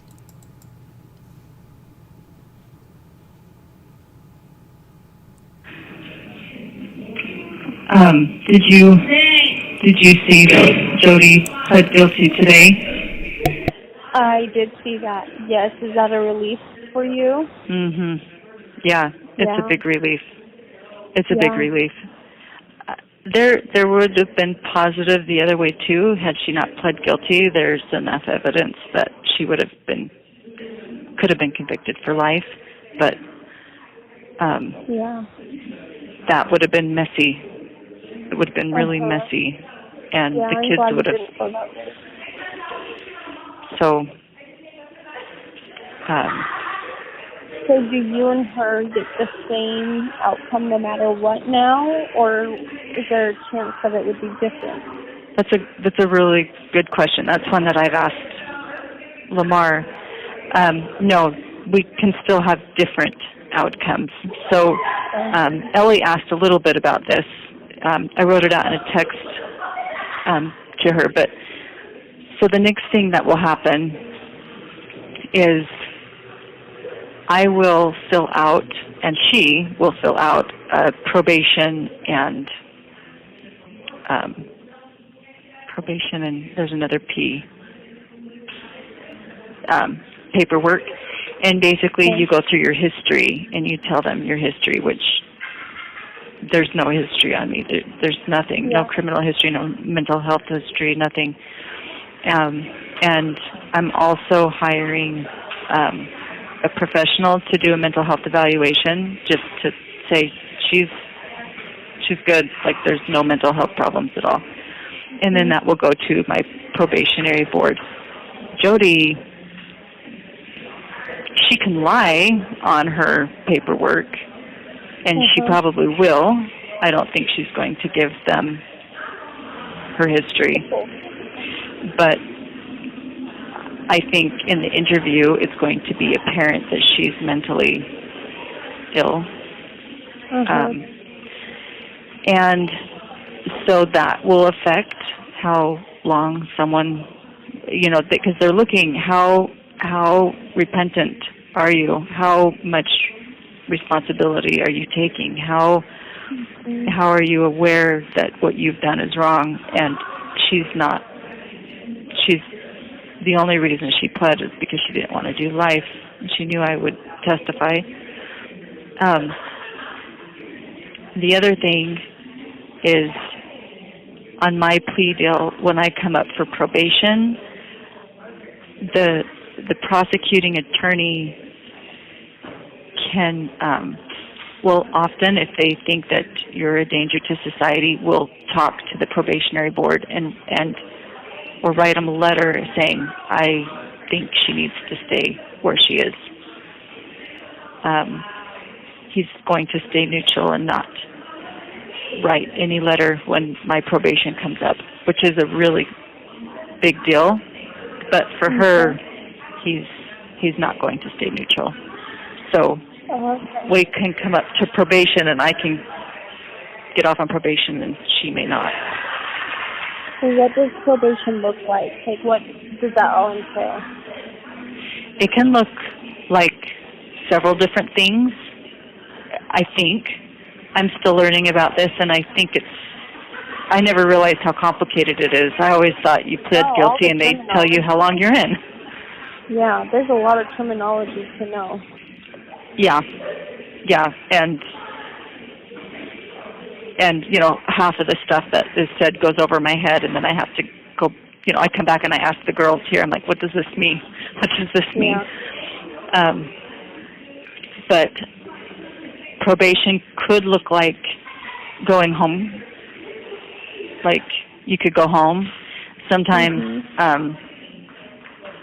it might look like going home with restrictions, like you can go home, but you need to live with somebody who's responsible and you can't be around certain people. Like, they may say you could go home if your parents agree to house you, but you can't go home to where your kids are living. It could look like something like that.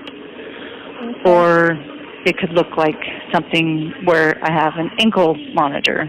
Or it could look like you can go home if you pay a $10,000 fine. Or maybe it could look like instead of serving the rest of your time, we'll give you some good time and you can go home in half the time.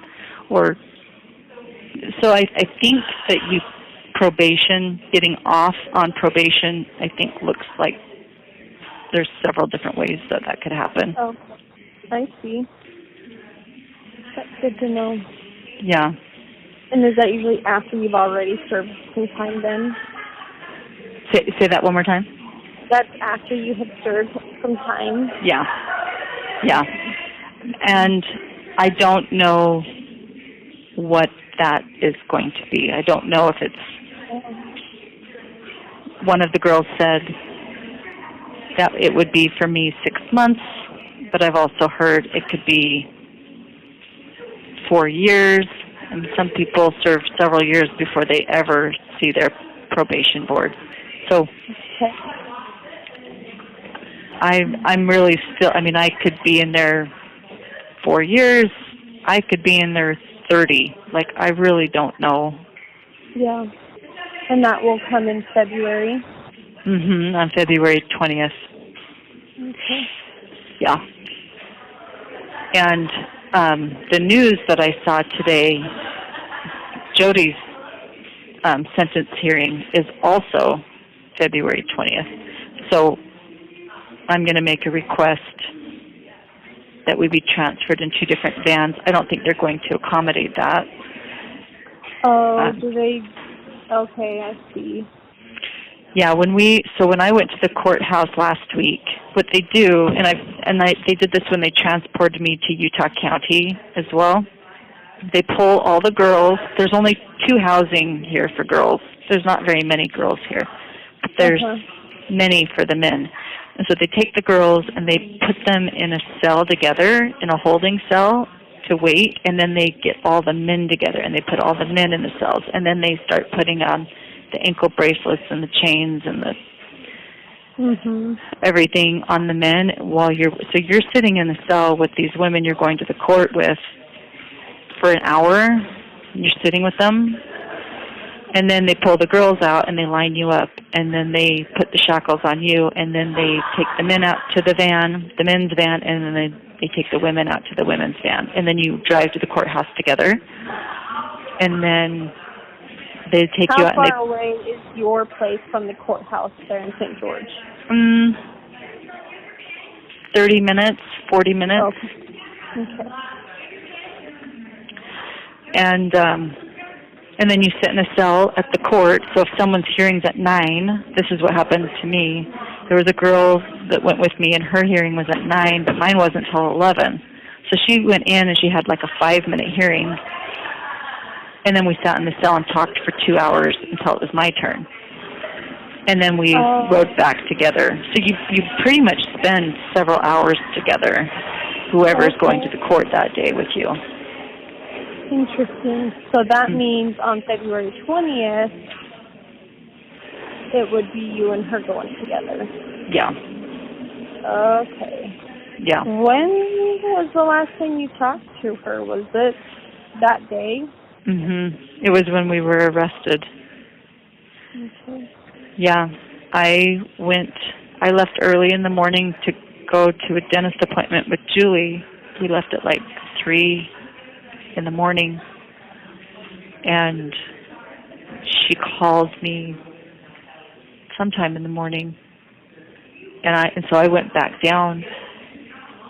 But when I got to the house, I mean, it looked like the movies. There was a red fire truck, there was a black van with tinted windows, there were 2 ambulances, there were 20 cop cars. I mean, it was. Did you just sit in your car? No, I pulled up and found a spot to park. She lives on a cul-de-sac. I parked in the cul-de-sac, and I walked up, and the driveway was just full of cops, and I just walked up to the cops, and they said, "Are you the mother?" And I nodded my head, and so they took me and put me in the casita, and I sat there for a couple hours. I just sat there, and then they were finishing looking through the house and stuff, I think, and some of the guys were coming in and out with pizza, and so I think Eve was still there because the ambulance car was there. I was eating pizza with the police, and then once the kids were taken in the ambulance cars, then the detective came and patted me down and arrested me, and then took me to the courthouse for questioning, which I didn't. And I'm glad I didn't say anything, because Lamar was really helpful. Like, if you ever get arrested, don't say anything. I just didn't say anything. And she How was like, did you find Lamar? Was he just assigned to you coincidentally, or did you? So she has an attorney that she's used for connections, and I called him and no one answered, but then she called him and he said, "I only do like business law, I don't do criminal law, but here's a number of 2 people who do that I would highly recommend." And so she gave the 2 numbers, and I got the number from Kevin. I don't know how the numbers got from. I don't know how, but Kevin said, "Here's your attorney, and this is her attorney. And that was the last time I talked to Kevin. It was a couple of days after my arrest. But so I didn't see Jodi at all when I went to the house to turn myself in. I didn't see her. Okay.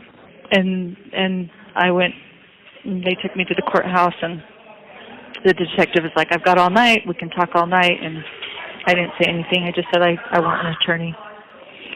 So I could hear Kevin in the hallway talking, and then he left. And when they took me out of the room, they took me outside and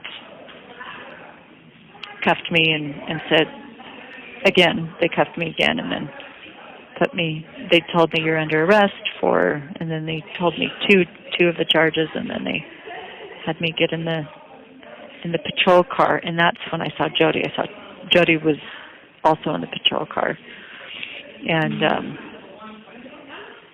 she had surgery on her shoulder.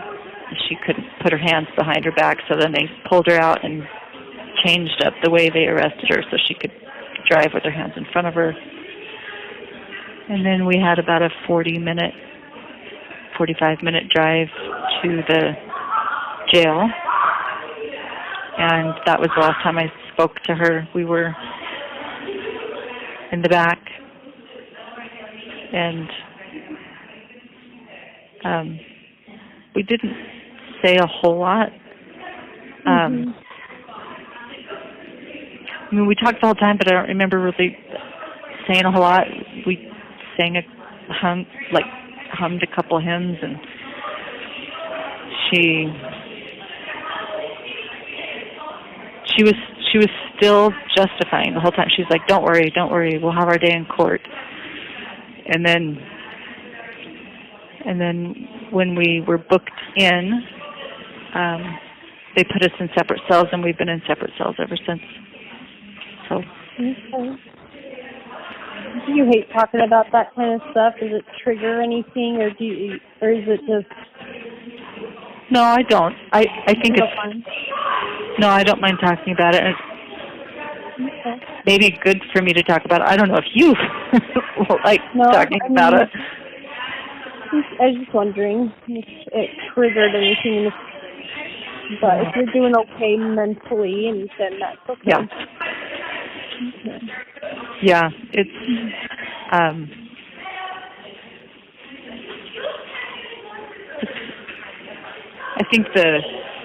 I think putting the pieces together and just seeing, like, she knew she was lying the whole time. Like, and it's embarrassing too to like repeat it. It's like, oh my gosh, how gullible was I? Oh my gosh, how much power I gave this person, and I didn't see it. But when I realized, so she had, her attorney's name is Doug Terry, and mine's Lamar, and Lamar, you know, maybe a month into it, maybe not even that long, he's like, Jodi denies everything. She denies having anything to do with this. And I was shocked. I was like, what? And I'm still telling Lamar, like, you know, all of the justifications and all of the, you know, I'm talking like a criminal. I sound like a mad person. He was so patient with me. He was so patient with me. He would just look at me and, like, kind of dumbfounded, like I'd said 2 + 2 is 7, and I really believed it, and he would just stare at me. I'm like, what am I saying that's so off? And but that's because I really believed it. But then when I heard that Jodi was not talking like that, she was denying the whole thing, it told me she knew all along. It's like a little kid who doesn't know it's wrong to pee in their underwear. Like, they don't know. They're not embarrassed by it. It's like, oh, I was supposed to pee in the toilet? Oh, oops. But you get a 6-year-old, you know, you get a 6-year-old who knows they're supposed to pee in the toilet, and they're peeing down the heater vent. They're going to try to hide it. Mm-hmm. And that's when I realized she knew all along, and she's hiding it. And then I was like, crap, what am I on? And that's when things kind of started turning. I was like, she was she's not been honest. I didn't know she wasn't honest. I didn't know she would lie. And it's like, what else has she been lying about? Where else have I been deceived? Yeah. Mm-hmm. What was that? Oh, no, I was just, agreeing. Yeah. You did see it. Yeah. Yeah, and it was just like the little string that started pulling apart this fabric. I'm like, oh my gosh, what have I done? Like, what? I can talk about it now. Yeah, go ahead. Lamar was just very, very kind that day that we met with him. It was very nice time and just visit with us. Oh, like miraculous. Yeah, he and his wife. Mhm. Yeah, he had a way of like he didn't beat around the bush. Like there were sometimes he would say things that were shocking to me. Like he would like repeat what I said, but he would say it in a different tone so I could hear myself. And he's like, "Is that really what you think?" And I'm like, "Oh." And he would, but then there were other times that. You have 1 minute remaining for this call. Do you want to end the call, or do you want me to call you back? How do you want to? We can end for today, and then we can always talk again. So. Yeah. I'm just really glad that he's there to kind of help you through it and. Mhm. Yeah. Well, that first night I was in the jail, I just felt really strongly like I'm sending you help. Help is coming. Yeah. And I just felt like that was Lamar, and he's been very, very helpful. I'm grateful for him. Well, that's what we've all been praying for this whole time. So I'm glad that even it's a different kind of help, but I'm glad it's finally here. Me too. I'll take it. Like I hate this, but I'm taking it. Of course. Yeah. It was good to talk to you. You have exceeded the allowable time for this call. Goodbye. Goodbye. Okay.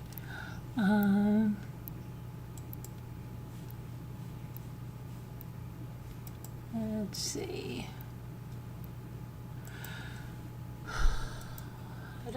What else? We just listened to that. Let's see what this is. I was almost done. I had a guy from a ward that I was staying. I was at their ward. He came over and he gave me a blessing, and he told me probably about 2 months ago. He said, and he doesn't know anything about me. He doesn't know about what I do for a living or anything. And he goes, what you've been doing is going to change. You're going to be teaching differently in the next little while. Wow. Like, what in the world? I mean, Ryan, I know this sounds crazy, and I still can't put my finger on why it feels this way, but it feels like I was being set up to end up here. Oh, my heavens. I know that sounds bizarro. I mean, I shouldn't be here. I haven't done anything wrong. Right, but my goodness. You have 1 minute remaining for this call. Run out of time. But it was like everything got taken out of the house, and it's in a storage unit so that I could come to jail. It sounds crazy, but it really feels that way. And I don't know if I'm going to be like some kind of example, but when I get out of here, I have a story to tell, and I am going to try to do everything I can to protect the children, because that's what's happening, is that kids are being horribly abused. Yeah, absolutely. And instead of the kids, anyways, it's a story, but when you come on about it. Yeah. Okay, so in the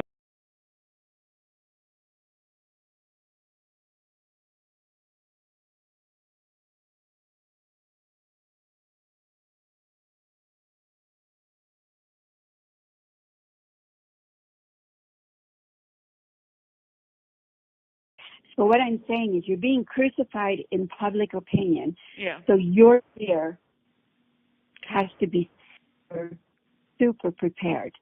And the only way he's going to get prepared is if you push him and ride him. Okay, I will. I'll call him today. Yeah. He doesn't seem really animated. He seems like, the Yeah, pictures are going to destroy you. And I'm like, we didn't do that. We didn't do that. Those pictures we did not do. He did that to himself, yes. Did we put that on him and then he rubbed around and cut himself? Yes. But we didn't do that.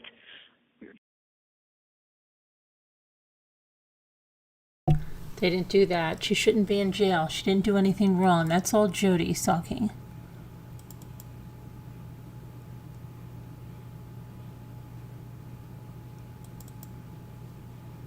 Hang on, this one should be Ruby Franke.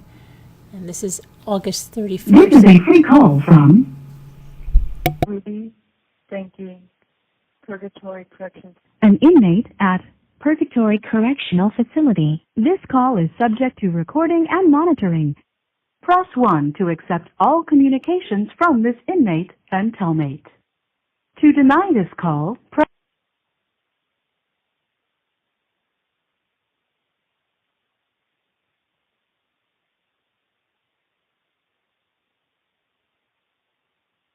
Thank you for using Telmate.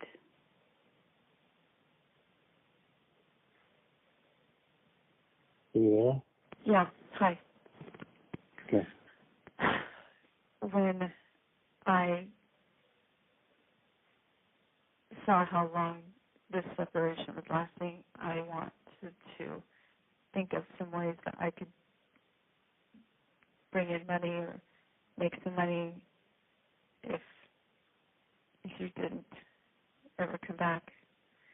So that's when I asked if you would co-sign on a loan if I found a house, and maybe I could Airbnb it or rent it out, or I've been playing with numbers in my head and I think I could make something, but I don't want to be dumb. I want to be very conservative. So I pulled the money and I have it in a bag. And With you? Do the police have it? well, I don't know what the police took. I don't know what the police have. But the bag was at Jodi's house? They can't just take people's money. I mean, that's not right.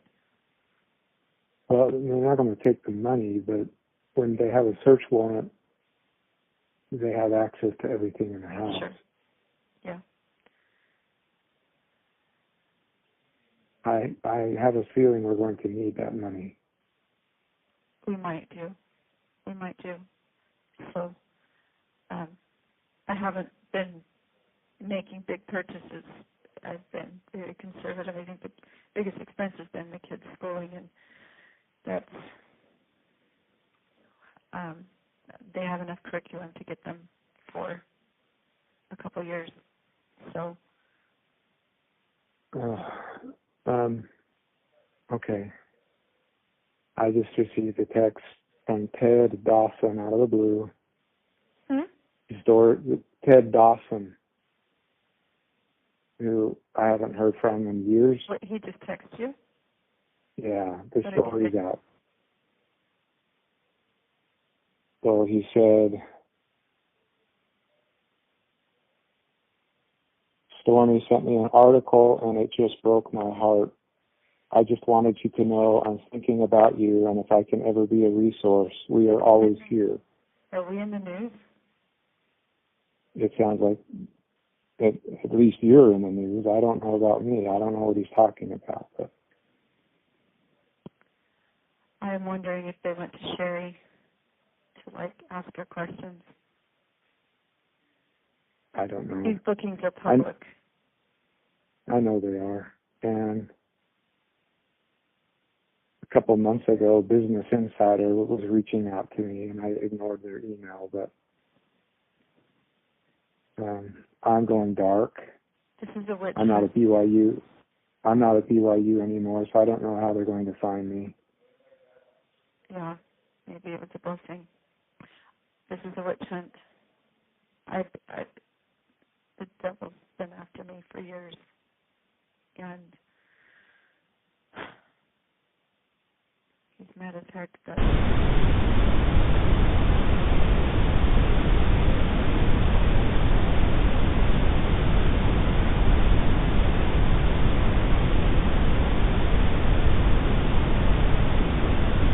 Have you shared that with the detectives?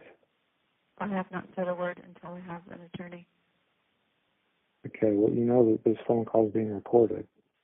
You have 1 minute remaining for this call. Yes, that will come out. That will come out. Okay. When we were driven to the jail, the detective was putting us in the car, and Jodi said,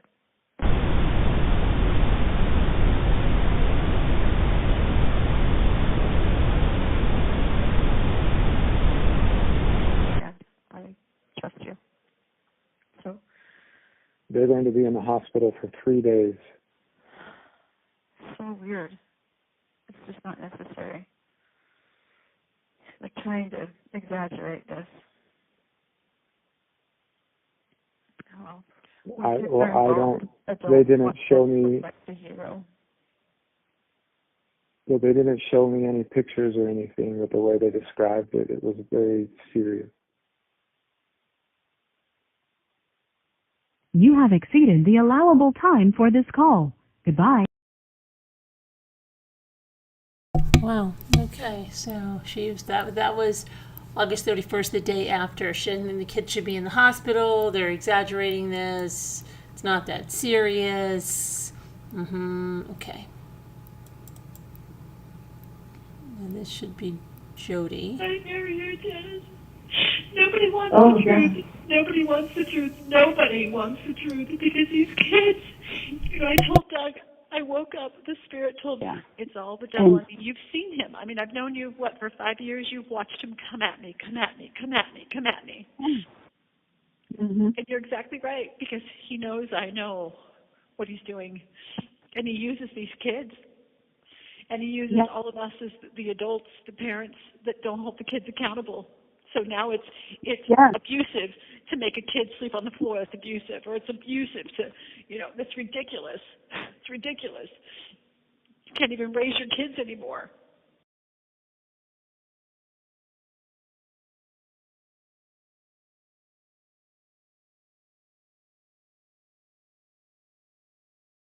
Can't even raise your kids anymore. It's abusive.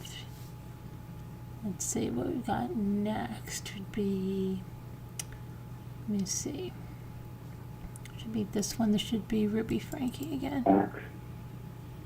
Do you see the truth? I know it's obscured.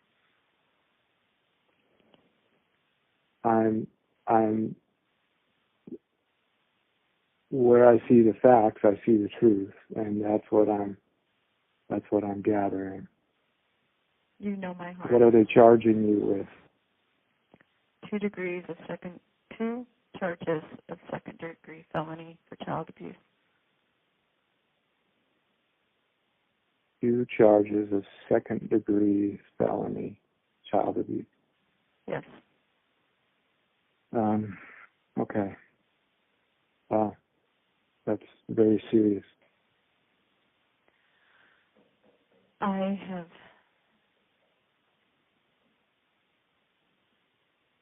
It's interesting, I had the prompting over the last month to read Viktor Frankl. I was reading him, and it was like, the worst part was not knowing the end.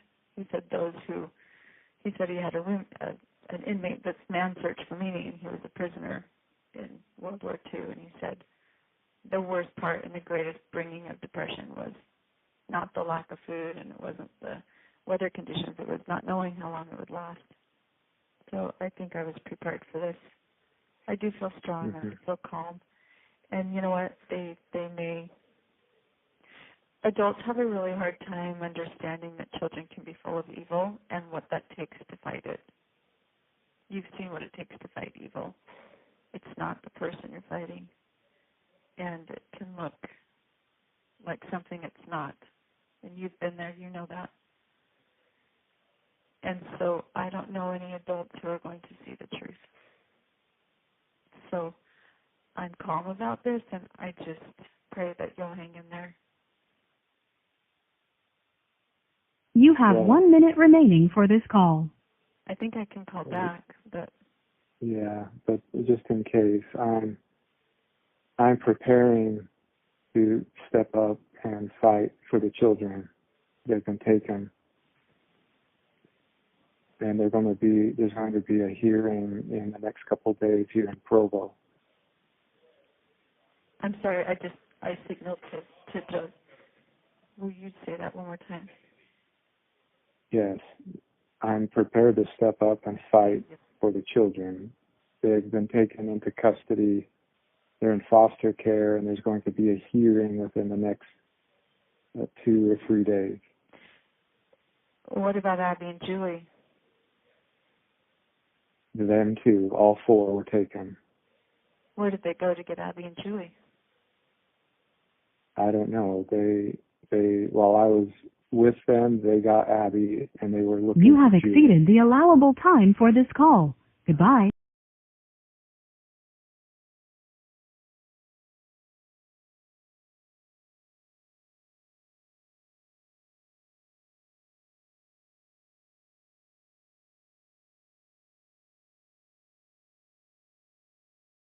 This is a call from and paid for by Ruby, thank you. Purgatory Corrections. an inmate at Purgatory Correctional Facility. This call is subject to recording and monitoring. If you don't wish to talk, hang up now.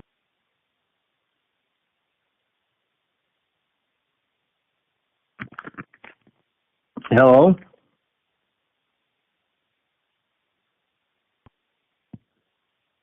Thank you for using Telmate. Can you hear me? Yes. Can you hear us? Yeah. What Okay, time is that it was.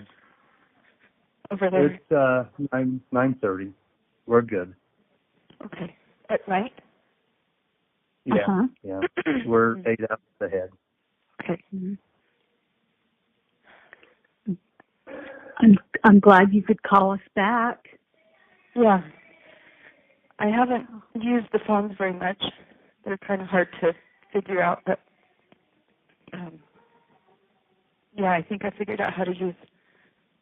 I don't think this one will shut me off. I think the one I called you was a free call, and this one will be paid for by my account. Kevin, Bo put some money in it. So, but I was saying I can't say everything that I want to say, but I really did feel like the arrest was like a rescue. Like I just felt so many angels around, and it was like a relief. It was just really kind of surreal, kind of strange. But I just keep thinking about, President Nelson's talk, things celestial, and I know he said in the past about myopic thinking, and he's given a lot of context to, how small this life really is, and I'm just so grateful. How many people, will go to the grave not having woken up, and I want to use this time. And I am using this time to change, to repent, and to do what I can to let the Lord know I love him and my family. And I've had many experiences here to kind of guide my thinking. It's like, I don't know. My attorney's been really good. Did you know my attorney is...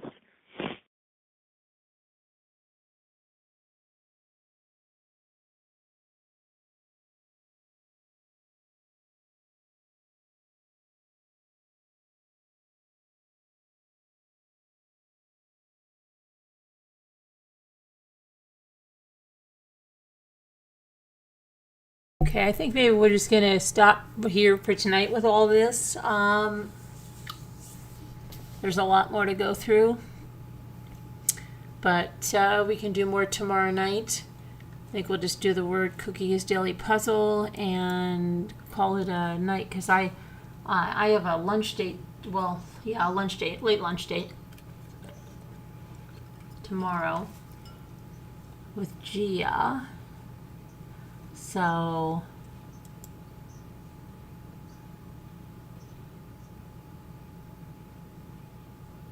we're gonna do that, and I want to get up, take a shower, blah, blah, blah. So don't want to be up too late as it's 4 o'clock in the morning. But yeah, so I think we'll end it here for tonight. If you're brand new to the channel, we just play this word game at the end. It winds us down. And there's a daily puzzle. So it's just a way to wind down. So thank you to everyone that's new there, that's come in. That's great. Appreciate that.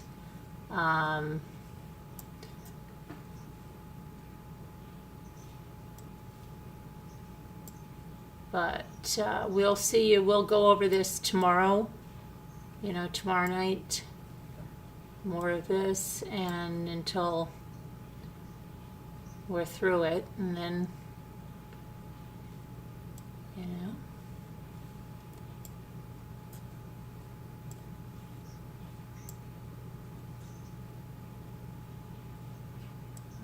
let's see. It's a lot of crazy stuff, okay? A lot of really crazy stuff. I don't trust any of them. I don't trust her. I think she knows what to say. I think Jodi's a flippin' nutcase. The husband, they're all, they really shouldn't be out again. They probably would have killed those kids had their plan to go get that property, okay, the property she was going to get. That would have probably with them running around unchecked, so lucky that boy got help, because he tried to get help before, remember, in the journal, and she caught him.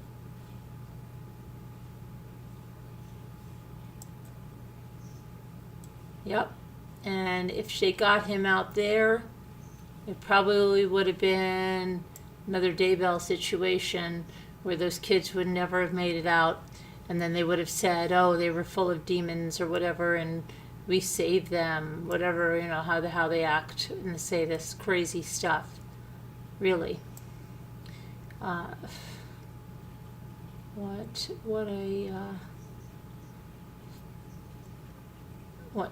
crazy stuff.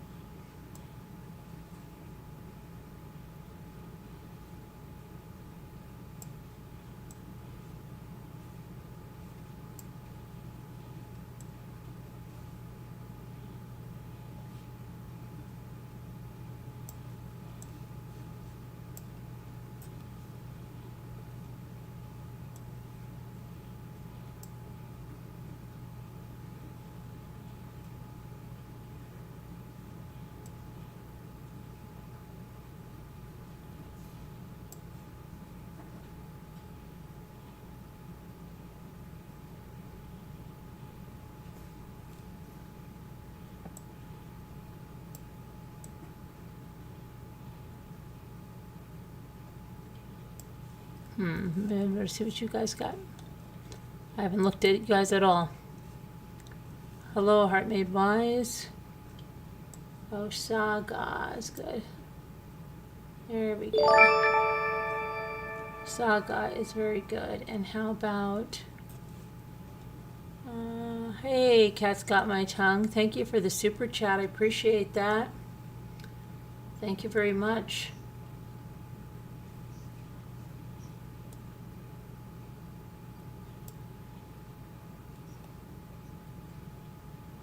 Thank you for your platform. You have enriched my life in so many ways. Oh, Sandra, that is so sweet of you to say that. I really appreciate that more than you know. Thank you very much. I really appreciate that. Thank you very much. You are, I'm glad you found your way here, because you're a very special person. Thank you for coming over here with Painted Black. Let's see. What do we have here? What do we have this last one over here? Come on. Because I have to go to bed. Guru? No.